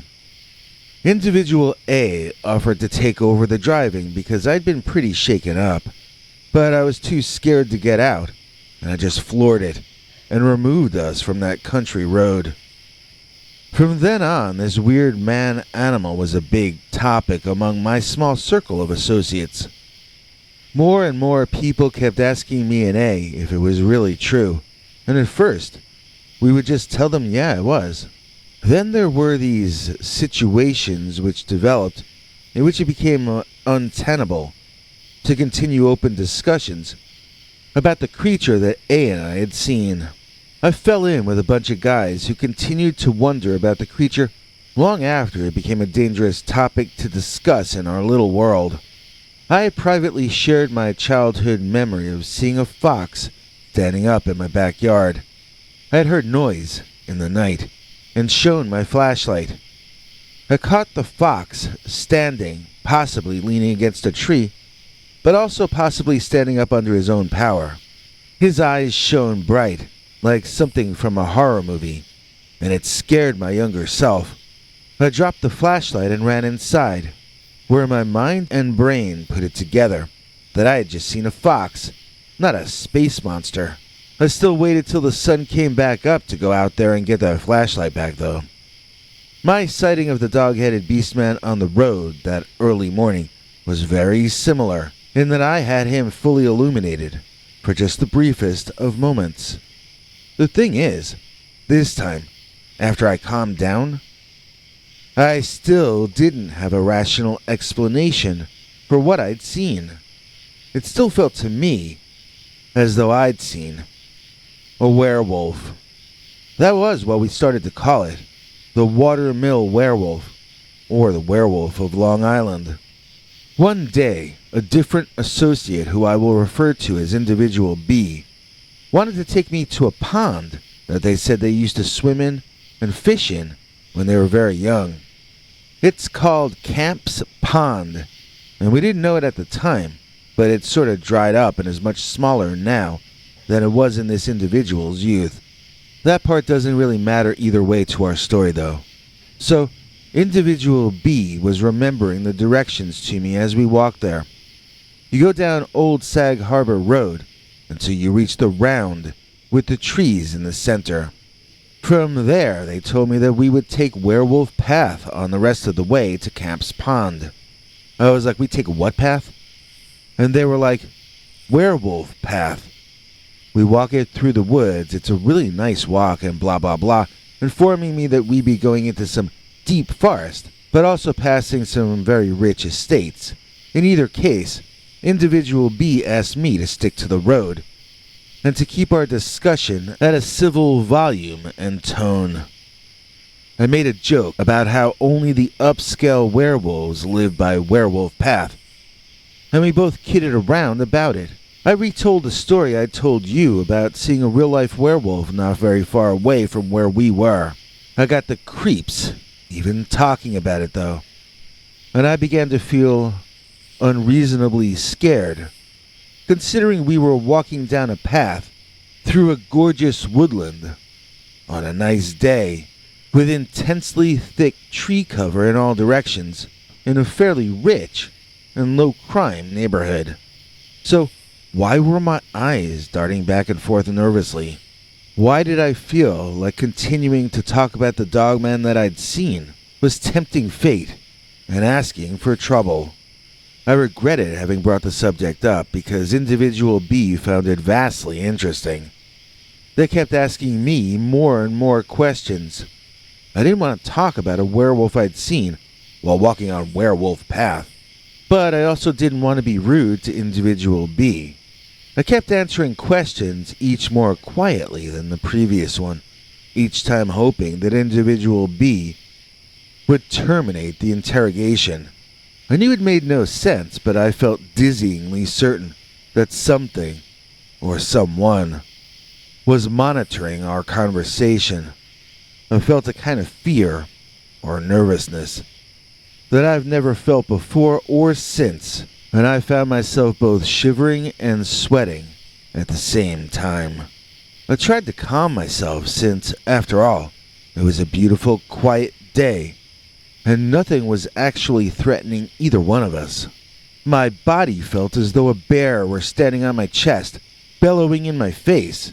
I literally felt a kind of fear for my life, while nothing around me was anything but serene and beautiful. It had started off seeming funny to joke about a werewolf on Werewolf Path, but, I was starting to feel like I might be having some kind of a nervous attack, or attack of nerves, or something. I don't know. Sometimes it felt like the ground was far away, and then it felt too close. Nothing felt normal, and I wished I could be anywhere except walking on Werewolf Path, discussing werewolves. And then, there it was. It looked just like the werewolf or upright dogman that had cut across in front of the car that morning on the way to the golf course, but this was just standing there, possibly leaning against a tree, in the same way that fox had been in the garden when I was a kid. This time the beast was not illuminated by flashlight or headlight, but by a beam of sun cutting through the leaves above and landing on him as though it were illuminating nature's finest creation. This dogman moved through a flowering bush with the world buzzing about it, just as Adam walked through his Eden. It was far beyond a frightening experience to me. It was quite awe-inspiring. I was getting to witness something again that most humans never get to see at all. I was being shown an incredibly rare, but noble, savage, either a dogman or perhaps an actual werewolf. I watched as the creature bent in a funny position, and I wondered what this natural god form would, in all its inborn wisdom, do next. When I realized it was merely bending to do a number 2, I quickly averted my eyes out of a sense of modesty. Now, while I was having this emotional experience, realizing I was once again in the presence of that same dogman, my compadre B was seeing the situation in a different light. B was just seeing a big dog take a poo on the grass, and in their eyes that was a stray. Either that or someone's dog out without a leash. In either case, B held an intolerant attitude and tossed something at the dog, telling it to scram. Now, I was stunned by what I'd just seen. B had been asking me all these questions about werewolves, but clearly did not recognize one when it was right there. And this werewolf in particular took offense at this disrespectful treatment. The creature rose from its bent and crouched position, casually kicking dirt over its most recent production. The beast rose to B's eye level, and then continued upward. It did not stand on all fours, and this apparently was the first time that B was becoming aware of this fact. By the time it finished standing up bipedally like a man, the dogman had made its point. Then it had added an exclamation mark, folded the message, attached it to an arrow, and fired that arrow figuratively into B's brain. He now got it. He now understood the werewolves were not just an idle topic for a casual afternoon. Werewolves were also big, hairy, scary, and, yes, they do crap in the woods. There might be something to the idea that the Dogman can cause some kind of an auto-fear reaction in some people, because I was definitely frightened long before he put in his appearance. The effect must not be complete and automatic, though, because individual B wasn't even frightened after that werewolf showed up and marked its turf right in front of our eyes and noses. So maybe some part of my subconscious just remembered his scent, or pheromones, or something really subtle that the conscious mind wouldn't suss out, you know? Something must have been different about that environment on Werewolf Path that told my unconscious, or superconscious mind, that something bad was likely to happen. How else to explain how uncomfortable I felt? Maybe it wasn't that I was more sensitive than B. Maybe it was just that this had happened to me before, and so maybe on some level, I was remembering some odor or vibration that I wasn't even consciously aware that I was noticing. The subconscious mind can be weird like that, especially when it's noticing things that might affect our survival. Okay, so don't lecture me, but the two of us took off running. We never made it to the pond. We ran away from it when the Dogman stood up to its full height. Obviously, that's not what you do when a predator is present. It excites them to chase you. And that's exactly what this big old Dogman did. It chased B down, slamming his face into the dirt. Next, it romped over and jumped on my shoulders, forcing me down hard as well. I saw it shove B sideways into a thorny-looking bush and tackled me, almost playfully, 3 more times. It had the energy and the time to just keep slowly draining us until we finally put up no resistance, as he eventually was gonna dine upon us. We were doomed, and I think we both knew it. So what did I learn while taking turns with individual B, getting thrown around and beaten down by that werewolf creature? Well, I learned that we can't compete with the Dogman in terms of strength. It was on another level, like trying to have to battle a chimp or a gorilla. I mean, it's just not gonna work. It's bad news. He could have easily ended either one of us 5 or 6 times over. But the Dogman seems to enjoy playing with his food. He can't have too many friends, since he keeps eating everybody. I also learned that the Dogman is lightning quick. It can hit you into the next county, then run out into the woods, catch you, and drag you back to start. It did not seem supernatural, or paranormal, or interdimensional to me. It seemed smelly and hot and nasty and covered in lice and vermin. It behaved like an animal, and so that's what I think it was. I don't see how it could have been a ghost or a spirit, unless ghosts will knock you on your face, then as you get up, come around and knock you on your butt next. I mean, I don't remember that ever happening to Zach Bagans or whatever. This was like a hyper puppy, but supersized and dangerously strong. This was like Mighty Mutt or something, the superhero of dogs. Or maybe it was like The Rock in that new Captain Marvel movie. Maybe he's like the super villain of feral canines. So there was a car pulling out of a driveway at some point that started beeping at us to get out of the road so that it could pass.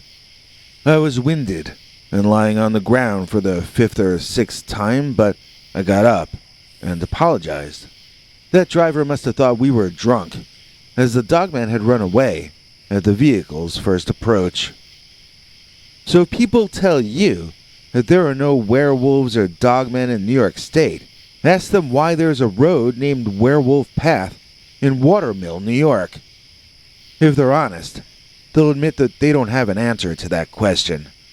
Was it just a coincidence that the two of us got our butts handed to us by a werewolf on a path named after the thing that handed us our butts? I don't know. I mean, maybe it was pure chance. Maybe we were the only two humans in history who ever got jumped and rumbled by.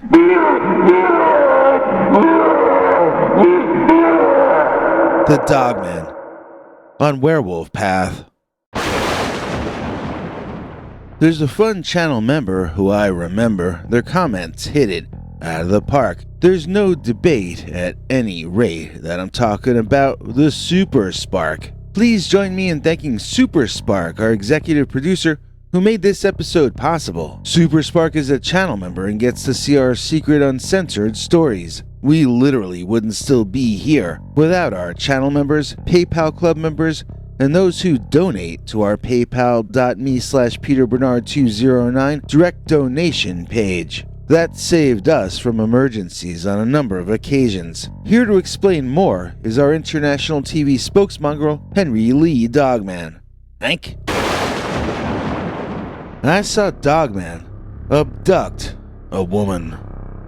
Dear Scary Stories NYC. When I first moved to a home located just a few blocks from a commuter rail station, I never expected to see a Dogman in any context. But I had to witness the Dogman doing something pretty terrible, and the aftermath of it is something I'll never really be able to get over in this lifetime. When my wife and I were done with our careers and getting set to go on permanent vacation, we bought ourselves a home in the Midwest to retire to. She sadly left us 10 days after we moved in. It was sudden, and she didn't suffer long, but I was in a state of shock for some time afterward. My entire adult life had been spent working toward retirement, and then secondarily working for providing for my wife after I expired. I had no doubt that I'd go before her, probably by 20 years or more. I had worried for her comfort after my departure, but I had never considered the possibility that I might survive her. And I wasn't really even sure who I was anymore, other than a tired, old, lonely man in a town he was unfamiliar with and had no friends in either. I know that's a pretty bleak way to open a story, but don't worry, Dogman is coming really soon. First, I have to introduce our young ladies who are featured with Master Dogman on our thumbnail today. I used to sit and stare out of the front of that new house in a daze, a lot, right after I lost my wife, and I slowly began to understand the rhythms of this new place I was living in that way. We had nature and trees out back, but up front, the house was set back only about 30 feet from a sidewalk and a quaint street. We were located just a few blocks from the commuter rail line, so I would watch people walking toward the line in the morning to go to work, and then I'd see them straggle home over a much longer stretch of time in the evening, and then on into the night. I began at first to recognize some different types, and then sometimes certain standout individuals of each type. There were neat people, there were proud people, there were flashy dressers, and there were people who clearly were not looking forward to their day at work. Of all the flashy dressers, there was one guy who took the prize. He wore old-fashioned style suits in flashy colors. They were not zoot suits, but they were clearly influenced by that old style. I still wonder what his job was, as I never actually got to meet him. On the ladies' fashion side, there was one woman in her earlier 20s, who I never saw wear the same outfit twice. She always looked so stylish. She belonged more in New York or Hollywood than out near me. But I also noticed that she was walking and talking with another young woman probably somewhat older than she was. The older and shorter one was considerably weightier than her fashionable friend, and she did not share the same sense of style. With one wearing a business suit and the other in stained sweatpants and sneakers, I wondered where the two of them worked. If it was the same company, then they must be in vastly different departments. I was surprised when sometime after seeing the duo walking left, I saw the bigger boned one heading back toward the right. She had only been walking the other one to the train, then going home. I wondered if she had any job at all, or what her life was like. She seemed so down, so sad. I wished I could cheer her up somehow. But we had never been introduced, and it was not my place to be wondering about other people's personal business. I'll leave the sneaking and spying up to the Dogman, who I promise I'm still getting to. He is the main character in this already, even when he's absent. But once I start telling you what he did, trust me, he's going to chew the scenery, and he's going to steal more than the scene. A woman I used to work with came to visit me one day and gave me a Shih Tzu to take care of. It's this tiny kind of dog that's made for girls. It's nothing at all like any animal I would have chosen for myself. But for some reason, I accepted the weird little thing as a gift. Soon I was walking her, out in front in the mornings and evenings, and I was beginning to meet some of these people I had been gazing out at for the longest while. The lady in the fancy business suits loved my idiot dog, and it opened up conversation. It turned out that she and the other woman were sisters. I was completely wrong about their ages. The fit one was the older one, while the differently proportioned one was actually a few years younger. I tried to hide my shock out of politeness, but the sad sister was too busy staring downward to notice my facial expressions anyway. She seemed to enforce a kind of unhappiness upon herself, even when you wished you could cheer the poor dear up. Well, there came a day when I was walking my little rat dog across the street, where the commuters walked to and from the train, and something growled at him from the bushes. Growled at her, the tiny fur-balled dog on my leash. I do suppose that it was my little rodent that started it, but whatever growled back seemed to be much larger, judging by the sound of it. I wasn't even sure it was a dog, either. I even wondered if it might be a big cat of some sort. But it didn't seem exactly like that kind of a growl, either. I just knew it sounded bigger than my dog, and bigger than I probably wanted to have to deal with myself. So I tugged the Shih Tzu back out of there, and decided that neighborhood was too unsafe for walkies. I figured out how to fence off a part of my backyard to let him do his business in. Her. Letting the dog poo in the back meant no more morning and evening chats with the neighbors, but I still waved at them from the front window when we saw each other.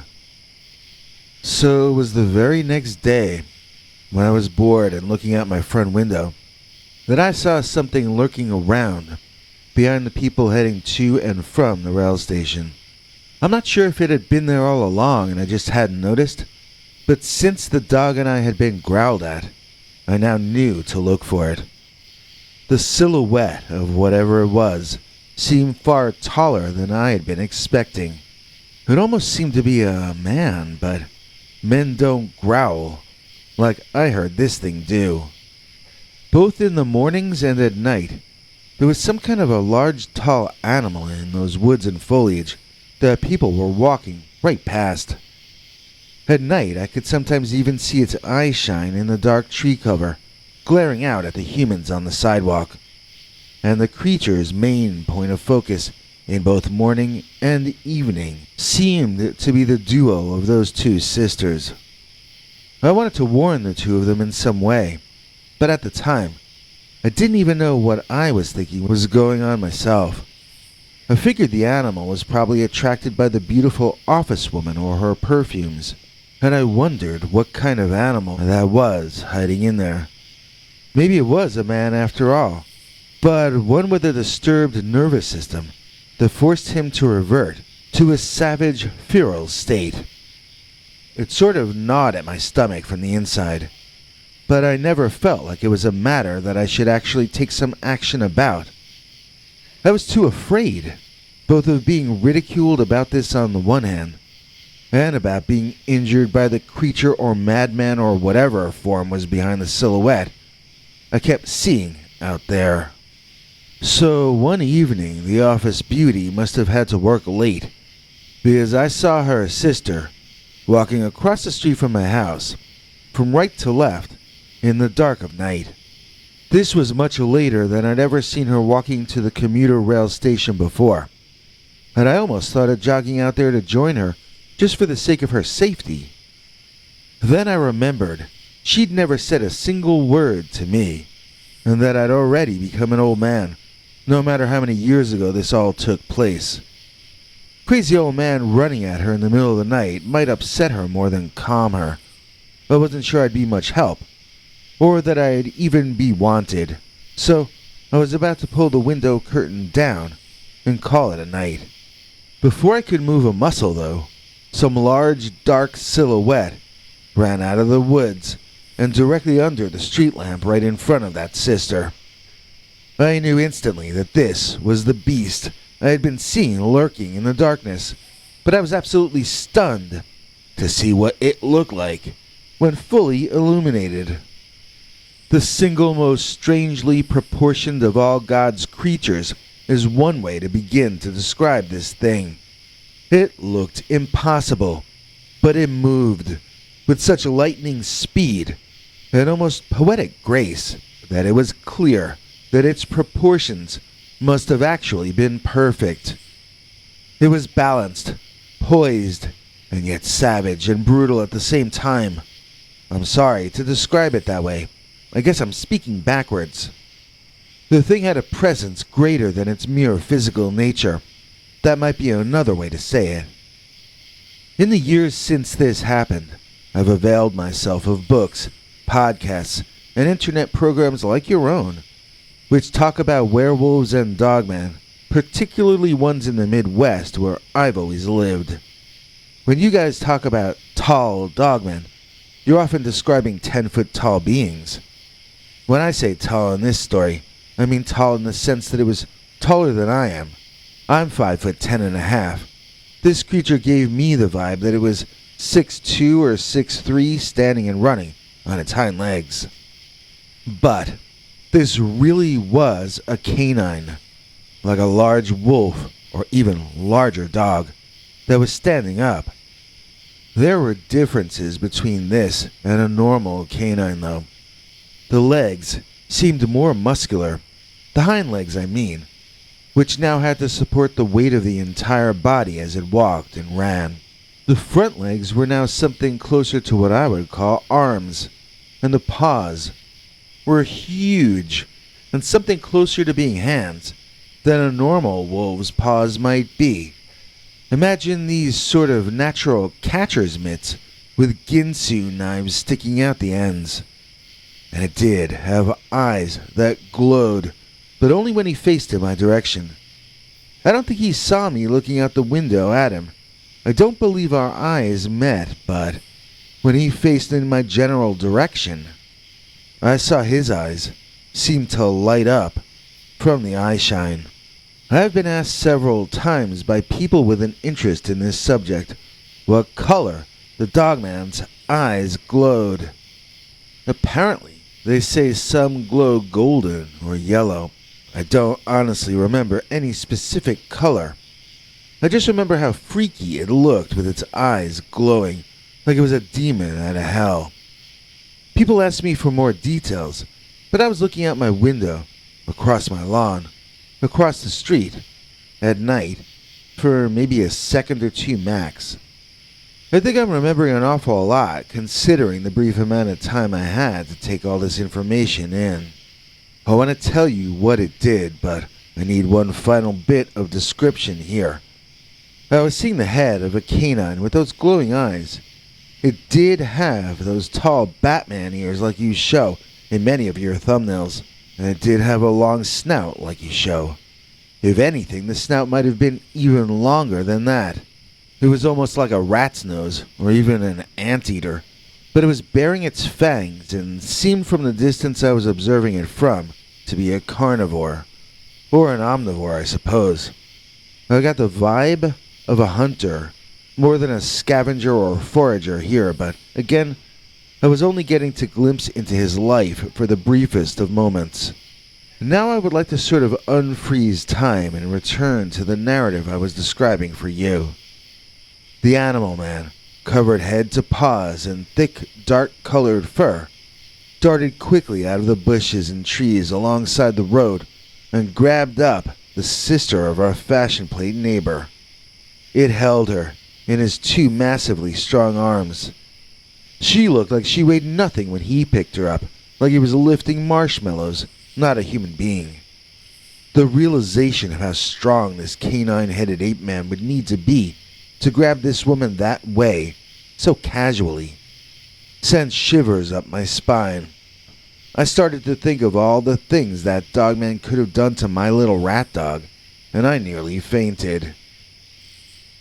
So, like I said, the Dogman picked up my neighbor, holding her in his arms, and his momentum carried him to the edge of the sidewalk by the street before he could stop.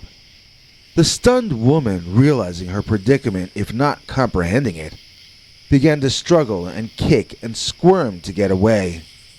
The Dogman looked up and down the street, then seemed to react as if he saw something coming.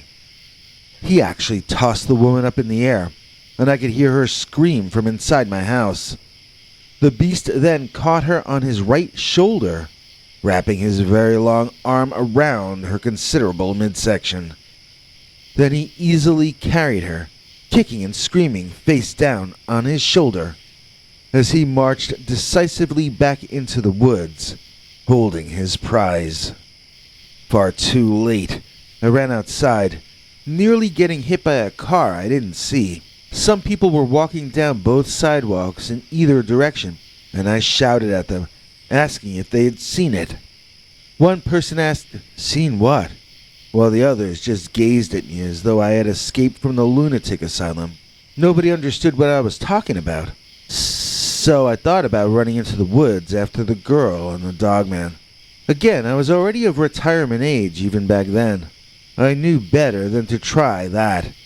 Instead, I figured my duty would be to run to the train station, meet my fashion plate neighbor, and tell her about the big dog-headed ape man who kidnapped her sister. So, unfortunately, that didn't go as well as planned. I did find her on the track, having just disembarked from the train. I flagged her down, and she giggled at me as I approached. I very seriously told her that her sister had been kidnapped in front of my eyes by a tall, fur-covered caveman with the head of some kind of a prehistoric jackal or dog. She kept giggling, no matter how seriously I explained the situation to her. Eventually, she made a comment about my slippers, and I realized that I had run outside in my bathrobe and pajamas. Rather than this alerting her to the seriousness of the situation, my presence wearing PJs at the train station only gave the poor young thing the impression that her kooky old neighbor was off his meds. Suddenly, there were 2 police officers on the platform with us, asking what the shouting was about. The young lady tried to tell them that everything was fine and to defend me, but her description of me as a harmless old eccentric cut to the bone. I stopped trying to talk to her at all, and instead, I informed the police that this young lady's sister was supposed to meet her instead of me. The police corroborated this with the young lady. I then proceeded to inform them that the sister was detained by an abductor, which made her an abductee. Said abduction having taken place in front of my eyes, making me the witness. Finally, I had everyone's attention, and my young neighbor suddenly saw that I was not kidding around. "Where's my sister?" she asked me nervously. "In the woods, I suppose," is about all I could tell her at first, as I thought about it. Then I explained in some detail that I had seen her being abducted by a tall, fur-covered dogman. I couldn't tell if his intentions were to marry the sister or carve her up for Christmas turkey, but in either case, I'd have guessed that the cryptid would have traveled miles with her already. Well, the cops got a warrant and searched my property multiple times. Then they forced me to see 3 different shrinks. They shouted at me. They played head games with me to get me to crack. and some other things I'm not going to get into. But I didn't kill that girl. I kept hoping she would show up and vindicate me, tell a story that showed I wasn't lying. She never showed up again, though. The only reason this one stayed off the missing 411 radar is... well, actually, there's like 3 or 4 reasons for that, including that I will not talk on the record about it. It's a terrible combination of feelings to deal with. Being hated for something I didn't do, knowing who did do it, and being thought of as deranged or a liar when I speak the truth. I couldn't live in that house, looking out on that same scene every day, so I moved completely out of the Midwest. I sold that house, and I now live in a studio in a building complex in a medium-sized city, on the same floor as the apartment of one of my crazy ex-girlfriends. I used to find the view from my windows in the suburbs to be calming and relaxing. I love to see forests all around, and I was in awe of the mystery of the wild. I am still in awe of it, but with that awe comes a healthy dose of deep fear and absolute, stomach-churning dread. I can never fix what people blame me for, because I didn't do it, and nobody will believe me that. I saw Dogman abduct a woman. If you want an EP who is never humdrum, a man who can stand like he planned and will overcome, a gent who can spend some disposable income, then you want an EP like you see in Ace Williams. Please join us in thanking top tier member Ace Williams for supporting this channel and making this episode possible. Ace clicked our join button and became a channel member, so he gets to see secret episodes in an uncensored format that we could never do on this channel. There are some other ways you can help us out in addition to that. And now here's international TV spokesmongrel Henry Lee Dogman to fill in all the deets. Hank?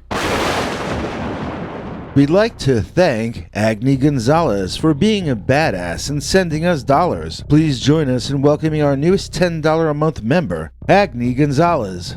Mess with Agni and you get wrecked. That's assuming I'm pronouncing that correct. Agni Gonzalez is so cool that Agni Gonzalez already saw this episode yesterday. If you'd like to be as brilliant and eternal as Agni Gonzalez, all you have to do is click that join button under any of our videos, and then you can become our newest $10 a month channel member. Then you'll get to see all our secret uncensored shows. You'll get to see our over 25 hours of secret uncensored archives.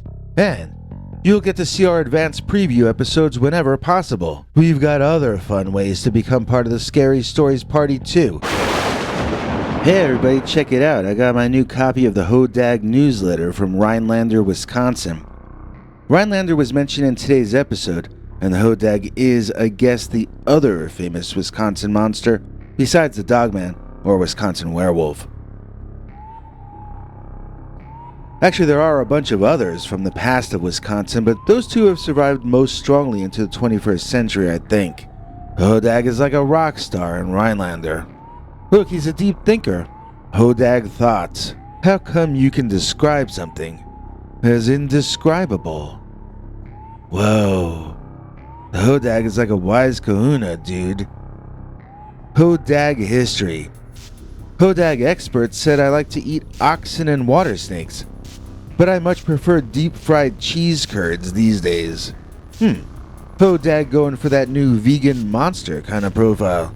I mean, he is an influencer after all. But the Hodag is still a bad boy even in 2022. Ever lose your ball in the woods when you're out golfing? Sorry, that might have been me. Finders keepers, I say. Whoa, so the Hodag admits to stealing balls from golfers.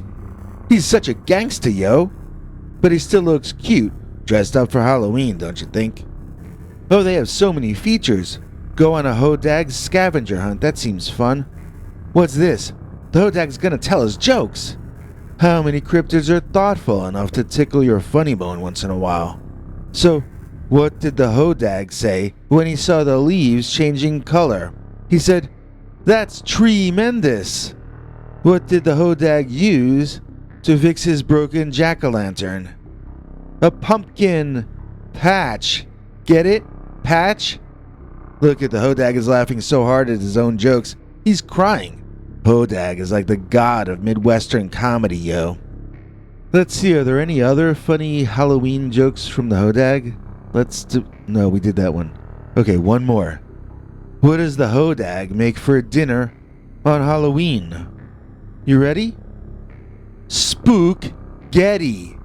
Spook-getty. Oh, Hodag, you've done it again.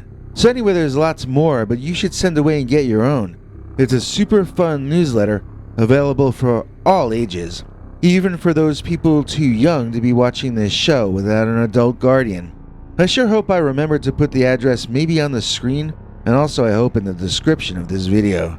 I wish more cryptids had their own fan club newsletters, and I want to support the Hodag in his creative endeavor.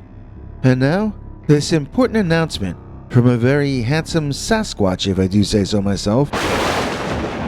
Hey there, now I'm feeling fine. Our executive producer's Brad79. Please join me in thanking Brad79 for making this episode possible. Brad is one of our top tier channel members, so he gets all our perks, including secret uncensored episodes and our archive of over 25 hours of secret uncensored stories, plus advanced preview episodes when possible and other perks. You know, advertising is up slightly so far for October, but that's probably political advertising. We can't expect that to last past Election Day. So in order for this channel to survive, we really do depend on donations and memberships from you guys. And we really do appreciate every single one of you.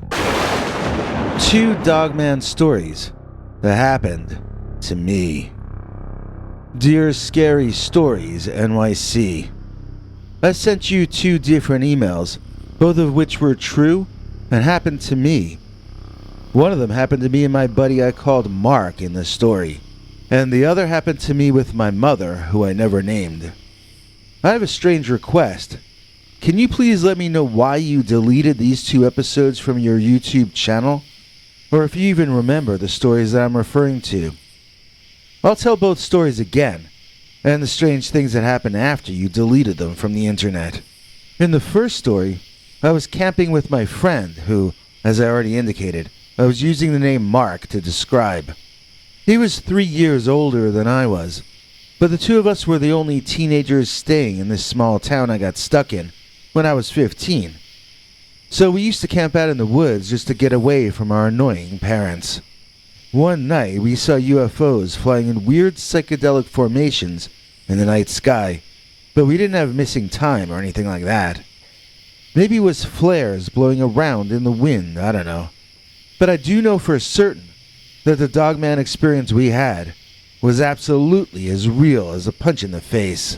The night that this all went down, Mark and I were sitting at the campfire outside our tents in a clearing in the woods behind Mark's family's home. I kept thinking I was hearing sounds from the woods about 65 or 70 feet in front of us, not too far away. And Mark kept saying he saw something moving there, in the darkness. When we would both look over there, though, there would be absolutely no movement whatsoever, and we'd go back to our conversation and relaxing. Eventually, we both peripherally saw and heard something going on in the darkness, and we both stood up. We had at least one flashlight with us because my phone still had some battery charge. But for some weird reason, neither of us even thought about that. Instead, we both squinted into the darkness, then walked around to put the campfire behind us, and squint all over again. There was this one dead tree at the tree line with gray bark in between all the healthy-looking trees. I kept thinking I was seeing part of that gray tree move, but then I kept thinking I was imagining it. When I saw 2 glowing animal eyes exhibiting eyes shine back at me, I screamed like I had fallen off a cliff. In fact, I couldn't stop screaming. And as I screamed, I saw part of the bark of the gray tree seem to peel off from the rest of it. My eyes and brain scrambled for a second until I understood that I was seeing a gray animal moving out from behind the tree it had been camouflaged behind and next to.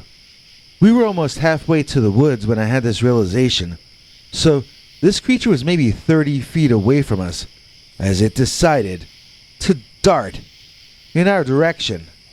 I did see its silhouette, and I saw its eyes and its long, tall teeth. It was the size of a big guy, but the teeth betrayed that it wasn't human. Come to think of it, the eyes already told us that, because human eyes don't have eyeshine. Most of the rest of what I saw when looking at this thing was a humanoid, though. I had not, as yet, fully registered the canine nature of the head, but I would shortly. I had turned and run back to camp before really getting a clear view of what this creature was, and I believe that Mark had roughly the same experience. The difference was that Mark was a slightly faster runner than I was in those days, and so the dogman caught up with me first. I remember him pouncing on me from behind, which was done with a lot more finesse and style than when I'd been tackled at school. I felt his large dog paws push each of my shoulders forward, and I toppled to the ground, helplessly off balance. When the creature landed on my back, it did not seem to have wanted to hurt me. It had one paw on my shoulder and one paw on my butt, so I was pinned face down in the dirt. But it could have been much worse. The dogman could have done anything he wanted at that moment. So Mark, for some reason I'll never understand, decided to get the dogman off my back. He was throwing something at the creature and making him growl, but I couldn't really see what was going on in that moment. Eventually, I felt the weight lift off me, and when I lifted my head and spit the grass and dirt out of my mouth, I was surprised to see Mark being chased away by this lion-sized dogman. When he was on all fours, this dogman's speed was unmatchable by a human, and he was just toying with poor Mark. The big dog would almost let him get away. Then he'd bound over playfully and slam him hard into a tree. I got the sense he was playing with his dinner, and I realized we were both gonna bite it that night if I didn't get help. Mark later accused me of running away and of being a coward, but what was I gonna do against that monster? The only weapon I had was the campfire, and I'd have been just as likely to injure myself with that than to do any good. No, I needed to run back to the house and get some adults to help. So that was what I did. But by the time Mark's dad and older brother joined me to run back to the spot, Mark was already free from the dogman and on his way home.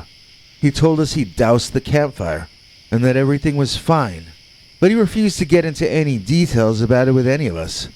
He said it was nothing and that we should forget about it. I thought that was kind of weird, as my own heart was still beating 1,000 times a minute.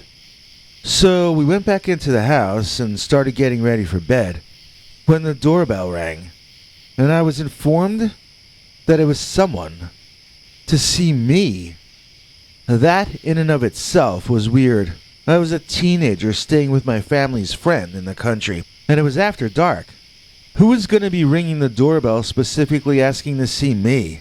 And then why would my friend's mother just blandly call me to the door as though this were a normal occurrence? So I walked out front and there were two men in business suits standing there. They didn't ask me anything, but they informed me of a list of facts. First they told me my name. Then they told me my relationship to Mark. The one on the right would list a fact, and then the one on the left would usually list the next one, although sometimes one of them would do two facts in a row. Most of the things they said were true, and some of them I wondered how they could even know. Sometimes, though, they would list a fact that wasn't a fact at all, and I would begin to reject what they had said. Before I could, though, they were on to the next one, and the next one, most of which I did agree with. My head was about to spin when they suddenly began badgering me about my experience of only minutes prior. They told me that I did see the dogman, and they called it the dogman. They told me that I saw it, and that I knew I saw it, but I was never going to tell anyone that I saw it. They said I would find my own reasons and excuses, but I would never tell anyone about what happened that night. After a while, I realized they weren't lecturing Mark, they were only lecturing me. And you know what? Mark had refused to talk about it.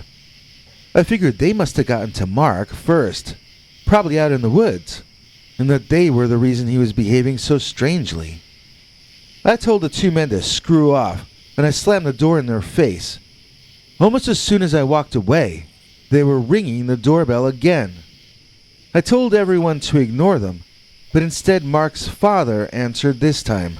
After a brief chat with the two businessmen, he angrily ordered me to finish my conversation with them. It was kind of sick how much control they had over everyone in the room, but how little their tricks seemed to be working on me for whatever reason.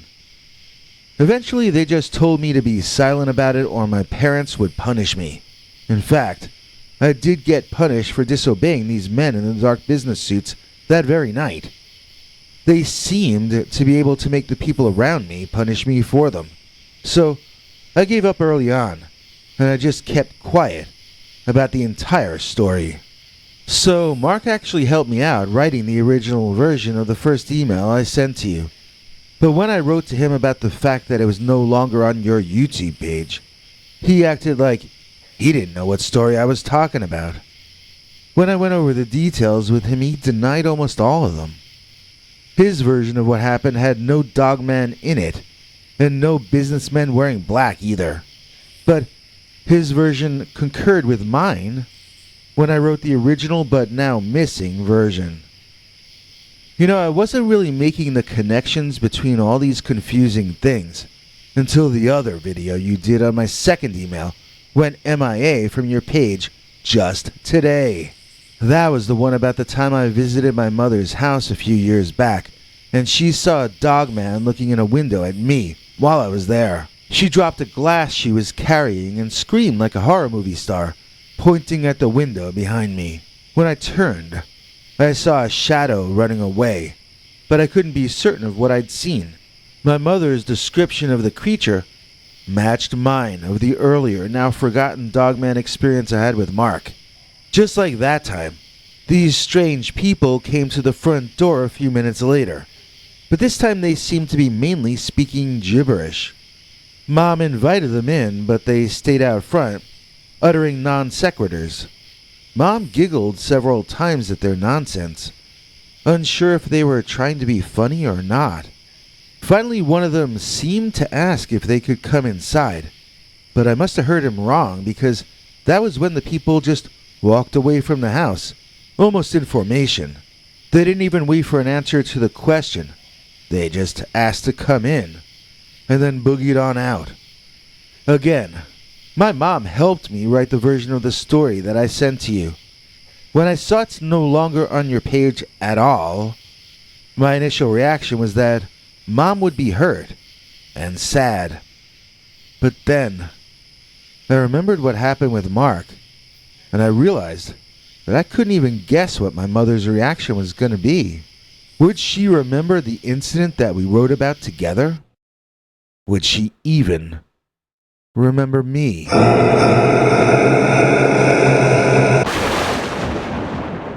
You know, I guess it's kind of funny, because I was just thinking about Sonny. I mean, I think it's only fair to thank him for helping us stay on the air. We got a donation from Sonny Montigny. He had an impulse and he pulled the Trigney. And so can you if you use our super thanks. To fill in all the deeds, here's our spokesmongrel, Hank. Hank? Thanks, Biggie. And thanks to all of you for watching this far. If you liked it, please click like. If you'd like to see more of our work, please subscribe. And also click that bell icon if you'd like to be notified when we put out a new episode. To become an executive producer, you can donate to us through the thanks button under each of our videos or through our paypal.me/PeterBernard209 page. To receive cool perks like secret uncensored Dogman episodes far too wild to ever run on this channel, you can become a YouTube channel member by clicking the join button. Or join our PayPal subscribers club at peterbernard.com. Joining either at the $3 a month level or above gets you access to our over 25 hours of secret uncensored Dogman stories available nowhere else. Do you have a scary story about Dogman or some other kind of high strangeness that happened to you? Let us know by emailing us at scarystoriesnyc@gmail.com or by leaving us a voicemail message at 804-LA-SCARY. You may need to call back on that one. It cuts off after, I think, 3 minutes. And if you don't want to do any of that stuff, thank you for simply watching to the end. Good night, and have a scary tomorrow.